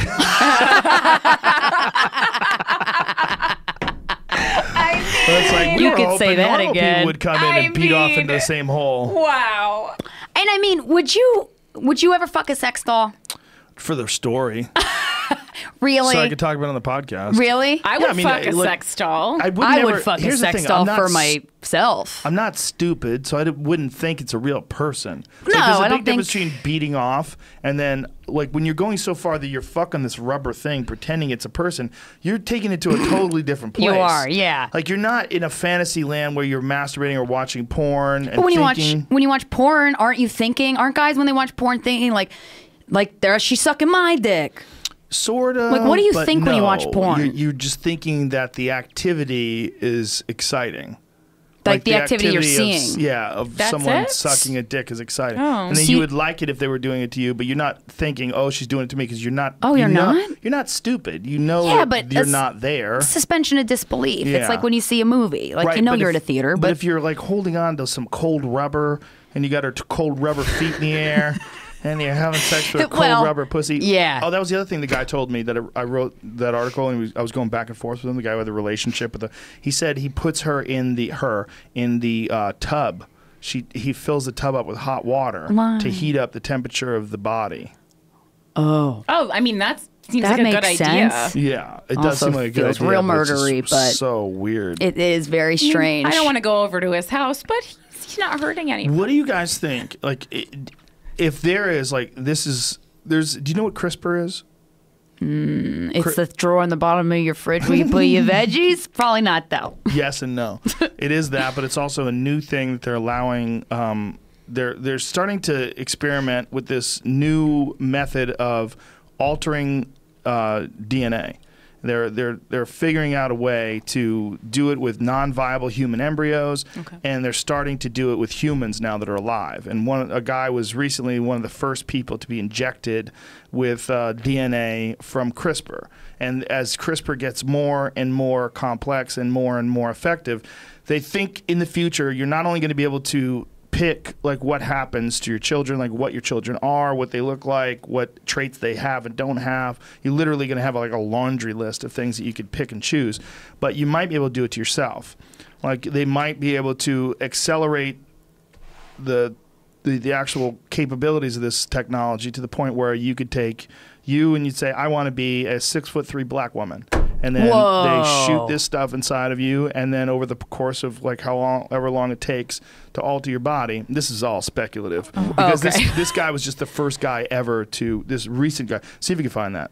That's Like Rachel Dolezal's I was going to say dream. Rachel Dolezal would have had a There's- heyday with there's that. a ton of those people out there, but this but this technology is not going to just change the way you look. It'll literally change who you are. It's going to stretch your legs out. It's going to change your features. And It's the gonna- way your brain works, the way you Yes, think. They think They're going to be able to knock out Alzheimer's. They're going to be able to stop a lot of the genes that allow people to have Parkinson's and a lot of different ailments that people have. They've isolated those genes, and they think they can shut them off. Whoa, that's good. But I also think Cancer. I don't want to live to be 150. You might be able to, though. This is what's going to get really weird. Like, you might not want to, and you might say that, but maybe if you're 80 and someone says, hey, you want to be 30 again? You might go, whoa. If I was in good health, I wouldn't mind it. But somebody might be willing. I mean, it might physically be possible for you to not just look 30, but be 30. Whoa. Like, literally regenerate. Change your cellular structure to the point where you're a young person. And that's going to be the destruction of our society. Modifying your own genes is just an injection away if you're feeling lucky, because right now it's very experimental. But this is this is just speculative. There's an article where the very first guy had it done. Yeah, very first use of CRISPR on a living person. So this is like there's this body acceptance thing, right? Like, I'm happy with who I am. Be happy, girl. Be happy, boy. Be happy who you are. You're happy until someone comes along and says, hey, man, you could be Thor. You know, do you want to be Thor? Like, what do I have to do to be Thor? I'm not willing to make any sacrifices. No, you just go to the Thor doctor. It's like Halloween for life. Yeah, he shoots a Thor shot in your ass, and you look like that Christopher, whatever his name is, guy. And could you think you would be able to change it? So, like, one day I'm Thor, but the next day I'm Cindy Crawford. You might be able to. Well, probably it's going to take a while for your body to shift to whatever form it's going to be. Yeah, you got to wait to morph. And maybe if you keep doing it over and over again, it's like a VHS tape where you keep copying it over and over again. And it's going to get fucked up. The quality, okay. Like a CD. You might put some errors in your DNA and grow some extra feet and weird shit. Yeah, that's fun. A little exciting. Who knows? I mean, listen, there's going to be some early adopters that are very upset and have buyer's remorse. There's no doubt about that. Yeah, and then what do you do when that happens? What do you do? Sorry. Yeah. But it's like plastic surgery. You can alter. Exactly. I mean, you can't, obviously, there's limitations for plastic surgery, but that don't seem to be on this, hypothetically, if it goes as far as it's like plastic surgery in the sense that there was one way they used to do it, which was awful, and now they're way better at it. Yeah. You know, yeah, like sometimes you can't tell. Yeah, like boob jobs. Yeah, like boob jobs now, they make boobs that are soft. They're smushy. And you couldn't. When people, I've met a couple girls that are like, "Yeah, these are fake tits." I'm like, yeah, really? Can I touch them? And then when you touch them, they feel like a boob. Yeah, it's crazy. Like Have you ever touched a fake boob that felt like a real boob? Oh, fuck you up. No, but I've touched fake boobs that I liked. Yeah, I like fake boobs. I think they're fun. They are fun. What do you think, Joe? Real's better, but it's weird. Like, people accept fake girl parts. They do not accept fake boy parts. It's really interesting. And like calves and shit. Like what is a fake? I know guys that have had pec implants. What? Calf implants. Yeah. Do they look? Can you tell that they're obviously the guy implants? I knew who had it is dead. But, it's because he had it? He had a lot of issues, and he was getting a lot of weird surgery. And shit. One of the things that he got was pec implants. Wow. Yeah. That's nice to know that sometimes men can be just as insecure as women. They can. Oh, sure. yeah, absolutely. I think too. That's not implants. Those are some that's tiggle synthoid. bitties. That's synthoid. What that guy's doing is he's injecting oil into his muscles to make his muscles larger and bulge and stop that. I mean, that's not healthy, right? No. Not at all. No, and those guys get massive infections and my gangrene. God. You're shooting gangrene. I didn't even know you still could get gangrene. I thought that was like 16th century shit. No, Mitch Hedberg had that. Oh, Mitch damn. Hedberg, before he died, a couple of years before he wound up overdosing, we were Stanhope and I were hanging out, and he got the call that Mitch is in the hospital for gangrene. Oh my God! Shooting heroin into the same spot over and over again. Oh, okay. Oh, okay, that makes sense. Yeah, you can get gangrene for sure. People get it today. Shit, now I got nothing to worry about. Yeah. Fuck. But the thing is, like, you should be happy with who you are if you can't change it. What we're getting into is this weird place in the future. Did you found that article while you're out there Googling synthoid? I found sorry, I jumped on that. There was an article from it's very recent. 2016 that said someone in China was injected with it. I know no, it's really, really recent. The recent within one the last couple of days, it said man becomes the first living patient for CRISPR.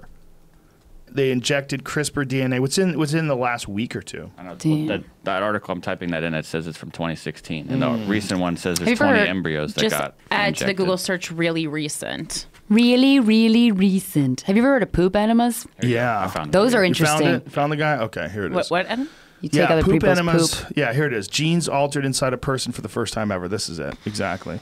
In a bold experiment that has never been done before, a man had his genes altered permanently in an attempt to cure a disease. So this is one step, and this guy had a disease and decided to take this chance and do this. And so scientists for the first time have tried editing the gene inside the body in a bold attempt to permanently change a person's DNA to cure a disease. The experiment was done Monday in California on 44-year-old Brian Madu.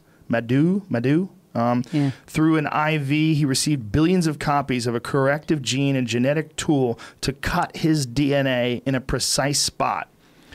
It's kind of humbling to be the first test, said Madu, who has a metabolic disease called Hunter syndrome.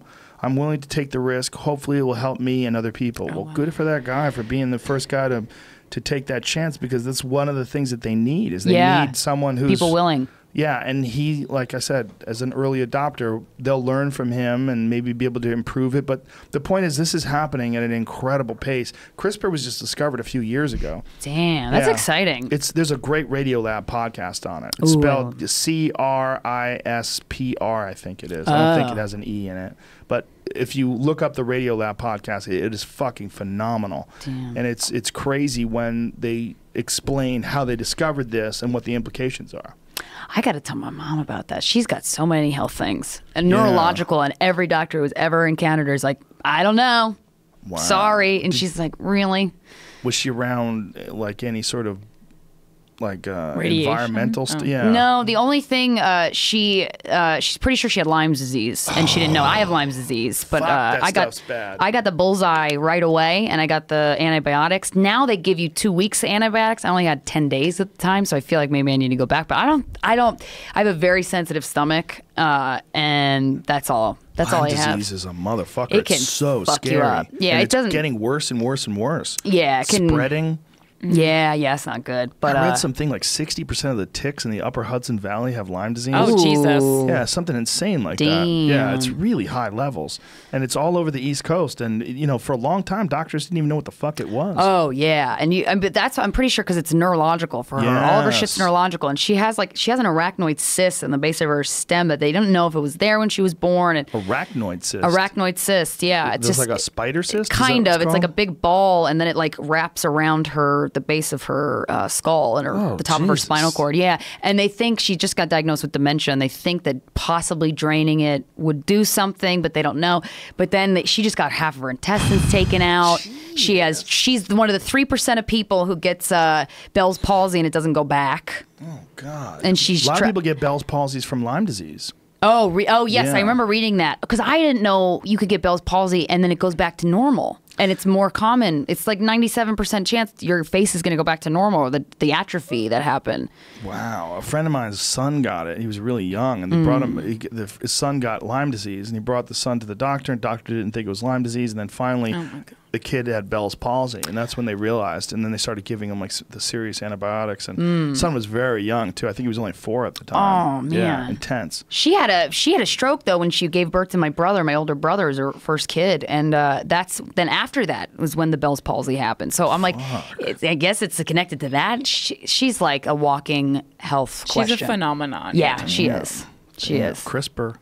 Yeah, I'm like, that shit probably could help, actually. Yeah, who knows? I mean, we'll see what happens to this guy with Hunter syndrome, but if this really works, and this is all, like I said, this discovery of CRISPR is only a couple years old. They're already starting to use it on living humans. That's pretty cool. She's at the end of her rope to the point where she would say, whatever, do it, I don't care. So I feel like she'd be a good candidate for that. See, the thing about Lyme disease too is that it has a neurotoxic element to it that it causes like mental disorders. Yeah, yeah. It's also it's connected to something called Morgellons disease. Oh, I've heard of that. I don't know. Morgellons is like people start thinking they have fibers growing out of their skin. They start scratching themselves and they hallucinate. I did a TV show about it, and one of the things that I found that was fascinating was there was one doctor who was like a legitimate doctor who had Morgellons disease, and it was explaining the hallucinations that he would have while he had because he had Lyme disease as well. And he was thinking that when you get bit by a bug, and that bug has like Lyme disease and tick diseases they vary. They vary in intensity, and they also vary in how many different pathogens that tick can contain.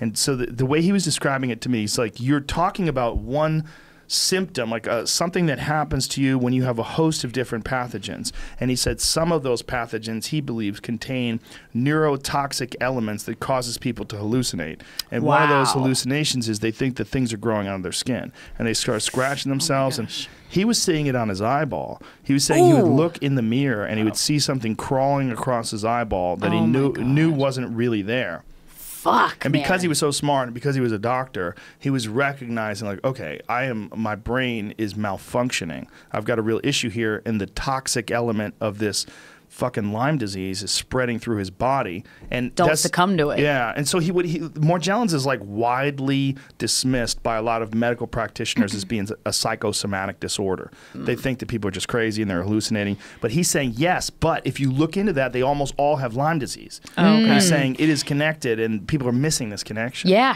I have. And I feel like we've always debated, my mom and I, that for mental shit is from Lyme's, and then like I don't have many symptoms of Lyme's, but one thing I've been getting lately, like the past maybe 5 years, has been anger attacks, like fucking rage that I can't. I have to do something to get it out of my body. Maybe it's watching that girl suck your boy's dick. No, I like that though. But that was fun. How come I was jerking off to it? No, but it would just come out of nowhere, and I'm like, it felt like I felt like the Incredible Hulk. Like I wanted it's a medical issue, that something was going on. Like there was there's like a problem, like an imbalance. Yeah, because it wasn't attached to hormonal. It wasn't PMS. I also have bad PMS, but that's more anxiety. It's not anger. I would get these like anger attacks, and I would have to scream. Oh, my poor boyfriend. Like I would scream. I still do. I will scream into a pillow until I can't talk anymore. Whoa. I have polyps on my vocal cords, and I feel like that's not helping. But I need to get it out. I don't punch somebody, but I need to break something, or I need to hurt myself so I can feel embarrassed and then come down from it. But at least you confirmed my suspicions that all funny people are fucked up. Oh yeah. Oh yeah. Oh, I got. Well, you don't seem very fucked up. Yeah. What's your fucked up? How you Violence. fucked up? What? In what? I get it out from martial arts, but my whole life I've beat people up. No, not. But or been in fights. In competitions. Yeah. But that's healthy though, isn't it? Yeah, and maybe not. Oh. I got hit in the head a lot when I was young. Oh, well, your brain works well. You got a lot of facts stored in there. Yeah, it works pretty good, but it's also, there's a hair trigger there. There's a hair trigger mechanism that always wants to flip off. It always wants to go dark. You do? Oh, yeah, wow. So what would trigger an event, like someone doing something bad, something happening where to you or to anybody? To anybody. Oh. Like to me, to anybody. There's just there's the anger switch where I'm not real comfortable that I have like if you have your finger on a gun and the trigger is very light and you're applying pressure, but you're very like, woo, this could go off any second now. Like there's that if something goes weird. Oh, that sucks. It does, but if you work out a lot, you can keep it in check. Yeah, you have to work out a lot. I lift weights. I train, and I do like deadlifts and squats and shit. And that, I love physical labor. I love using my muscles, and it takes my anxiety away, and it makes the rage attacks way less. I feel like I have a lot of testosterone in me. You probably do. I mean, that's probably why you like threesomes and a lot of crazy shit that some girls wouldn't be into. Yeah. Yeah, but there's nothing wrong with that. But it's all in like finding what you need to do to kind of balance out whatever biological issues you have. That's what it is. Because right now at this point, like I feel like the world doesn't see the anger attacks, but my poor fucking boyfriend. Because I live with him, so he's the one that gets the brunt of it, and he cares about me, and he'll go, when this happens, do you want me to come upstairs? Do you want me to ignore you? Right. I'm like, I don't know. I'm sorry. Have you ever, do you ever like do like a boxing class or something? Like hit a punching bag? I did kickboxing once and I cried the whole class. Why'd you cry? Because I was like, you piece of shit. Like anger cry. Yeah. Anger cry. I was in a good mood that day. My friend Melissa loves kickboxing. She's very athletic, and she's like, you should come with me to a Tiger Schulman's class. And I was like, okay. And then I came, and oh man, I went to town on that punching bag. Did you love feel punching good when shit. It was over? Yeah, sounds good. But maybe you should do that. Yeah. I mean, the thing, I should take boxing class. I just don't like when anybody else is around because it kind of is embarrassing. Well, that's why the rage rooms that we were talking about before would be because you're in a rage room by yourself. Yeah, but they don't have them in New York City. What? A rage room is a place. They have them. I can't believe you don't know about that. You know about everything. Dude, I'm a man. you would I don't love need this. A rage room. My life is a rage I think room. men need rage rooms more than anyone. I have a rage garage. Okay. Do you break shit? No. Okay, no, I so have a heavy these bag. they'll go to a thrift store. They'll buy all the flatware like Lamps and- plates, yeah. Right. and you can go in there with a fucking baseball bat and just smash it. destroy. This is a rage room. Yeah. This is my fantasy. Woo! Oh God. I mean, that's lame. That I to want me to looks break glass. super wasteful, but Yeah, this seems wasteful to me. Nah, I love it. Like this guy's like half-assing it. Well, just in it he's for it to not be on trying TV. hard. He's not mad at all. He's just trying to fuck these girls. Yeah. Like, yeah, girls, get together. I got rage in me. Afterwards, I'll massage you. And... Look at this guy. That guy menu. looks like he's got some deep rage. Let me he's take a on the rage out of your smash pussy. menu. He might have some like hidden rage. Oh, hey. I like that guy, huh? Yeah. This guy's like Ooh, examining his that's work. kind of hot too. See, he's not even angry. See, that this to me, guy's you're. so faking it. He's Yeah. not even angry the way he's hitting things. I mean, if I'm in a rage room, I do not want there to be cameras. I like how they put chest protectors on you. What a bunch of pussies. Yeah, lame ass. What if when you're pieces breaking of things, shit. something hits you in the chest? Oh, are you going to be okay? There's consequences to rage, you fuck. I know. That's the whole idea. But I want Yeah. to destroy some shit and not have there be any consequences. This is what I think you should do. I think you should seriously try to meditate because I think it would help you. Yeah, sometimes it makes me angry though. Yeah, but then I think you should go to martial arts class. Yeah. You should do that and go take the kickboxing class. Go just punch a bag. Cry. I bet it'll get it out of your system though. Maybe. I bet it will. Maybe. I've screamed, man, and oof, What about it's yoga? alarming. You ever try yoga? I love yoga. I do yoga a lot. I use it the help? excuse of time. It does help. But I like that's why I like weightlifting. Like I got up to a point where I was squatting 175 pounds and it felt so good and it Yeah. felt like every cell in my body was working for something and I got energy out. And if I hadn't gotten that energy out, I would have just like had a fucking anger attack. Well, it excites your whole endocrine system too. The thing about lifting weights, specifically like squats and deadlifts and these big, giant, complex movements, is that it forces your body to get stronger in a way that it excites your hormonal system and it makes your bones denser. That's one of the most important things about it. Yeah, it's a great way to combat osteoporosis is to lift weights. Oh shit! I just like it because it's the one time. Like I like physical activity because I have to think about the physical activity I'm doing, so I can't stress Yeah. about my career. Yeah, It's like the only time yeah. I don't think about like getting ahead. I'm just like it's the only time I'm in the moment, really. And I love talking to trainers because about sex? you're This- talking about Yeah, Nah. sex is that too. No, You're not on the for you? moment? No, Not she's it. just tired of her jaw's hurting. my jaw's hurting. My boyfriend said to me the other day, he's like, "You never look me in the eye when we fuck." I'm like, "Oh yeah, I guess I don't." Yeah, but it's also like we have a sex podcast, so I think that before we had the sex podcast, it was more freeing for me. Now I do think of work when I think of sex because we have a sex podcast that is paying That my makes rent. sense. So Yeah. Well, it's an ironic thing about careers is that if, especially in a creative endeavor, if you think too much about them, you paralyze yourself.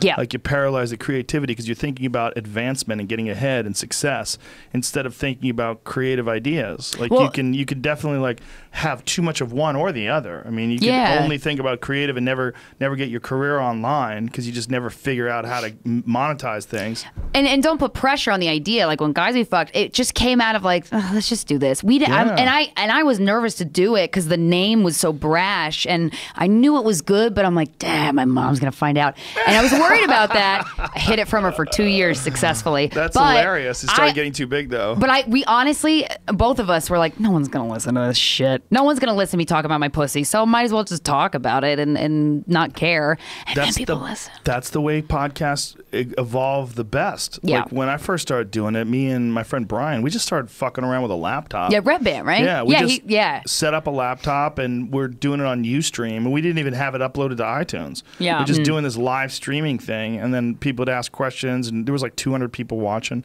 and it was like that was the early days. There was no pressure on it at all. Yeah. And then we were like, I'll do this every week. And then every week started building and building and building. And then we started getting some numbers in. And it was like, there's a lot of fucking people watching this thing.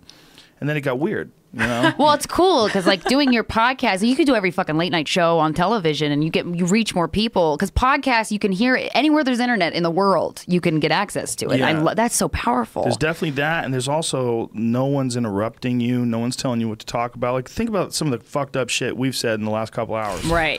Nobody I know. would ever allow that. And we'll on go any other in- Your show. sponsors are fine with it. We'll go into like Yeah. TV I know, it's meetings great. and pitch like dark shit and just see the blood draining from their face. I'm like, oh, fuck you, pussies. But then you remember you have to be when you're in Gina's never going to sign on to that concept. Yeah, hell no. They live in a different world, those people. Those TV people, they live in a world of tricking dummies in the middle of the country. Yeah. That's what they look for the next 3.5 men.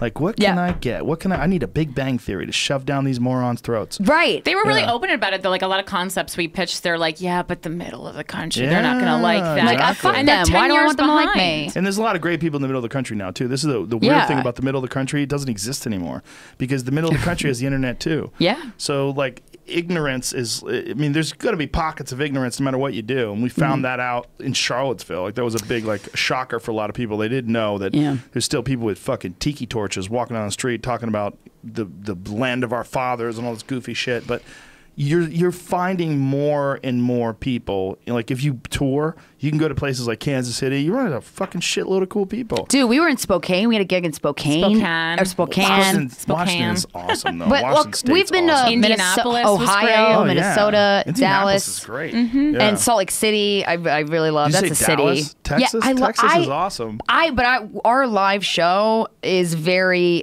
you're gonna love it or you're gonna hate it. Right. And I would going to like a more conservative state. I'm like, I don't But they're think coming to see you. They liked the it. people who are coming, exactly. It's like they found their podcast that helped them live in Dallas, Texas, or wherever it may be. We did a segment called Sexting Theater. And we're like, who in here sex? And then when they raise their hand, I'm like, give me your phone. We do a theatrical interpretation of their sex.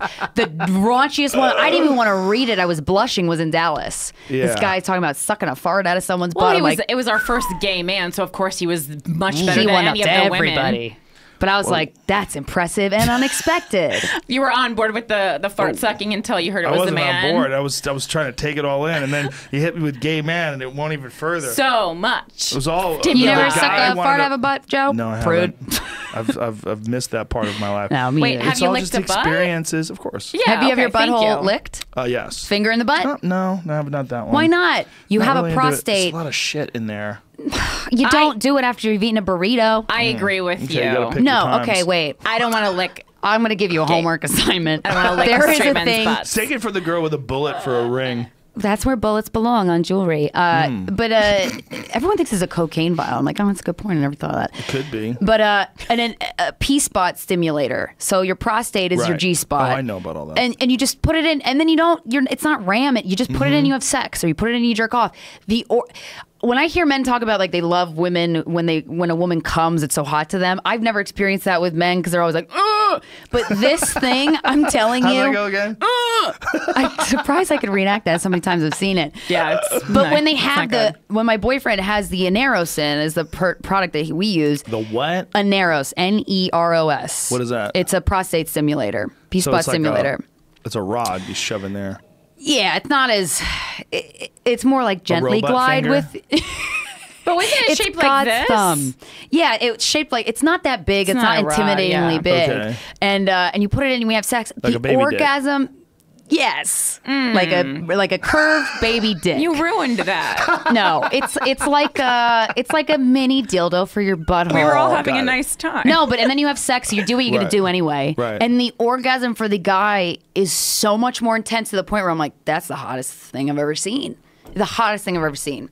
And he likes it, so you should try it. Okay. Do you have a good orgasm face? Probably not. I'm not looking in the mirror when I come. No, you've never. What's wrong with you? Problem. You never have. Like, do you feel it?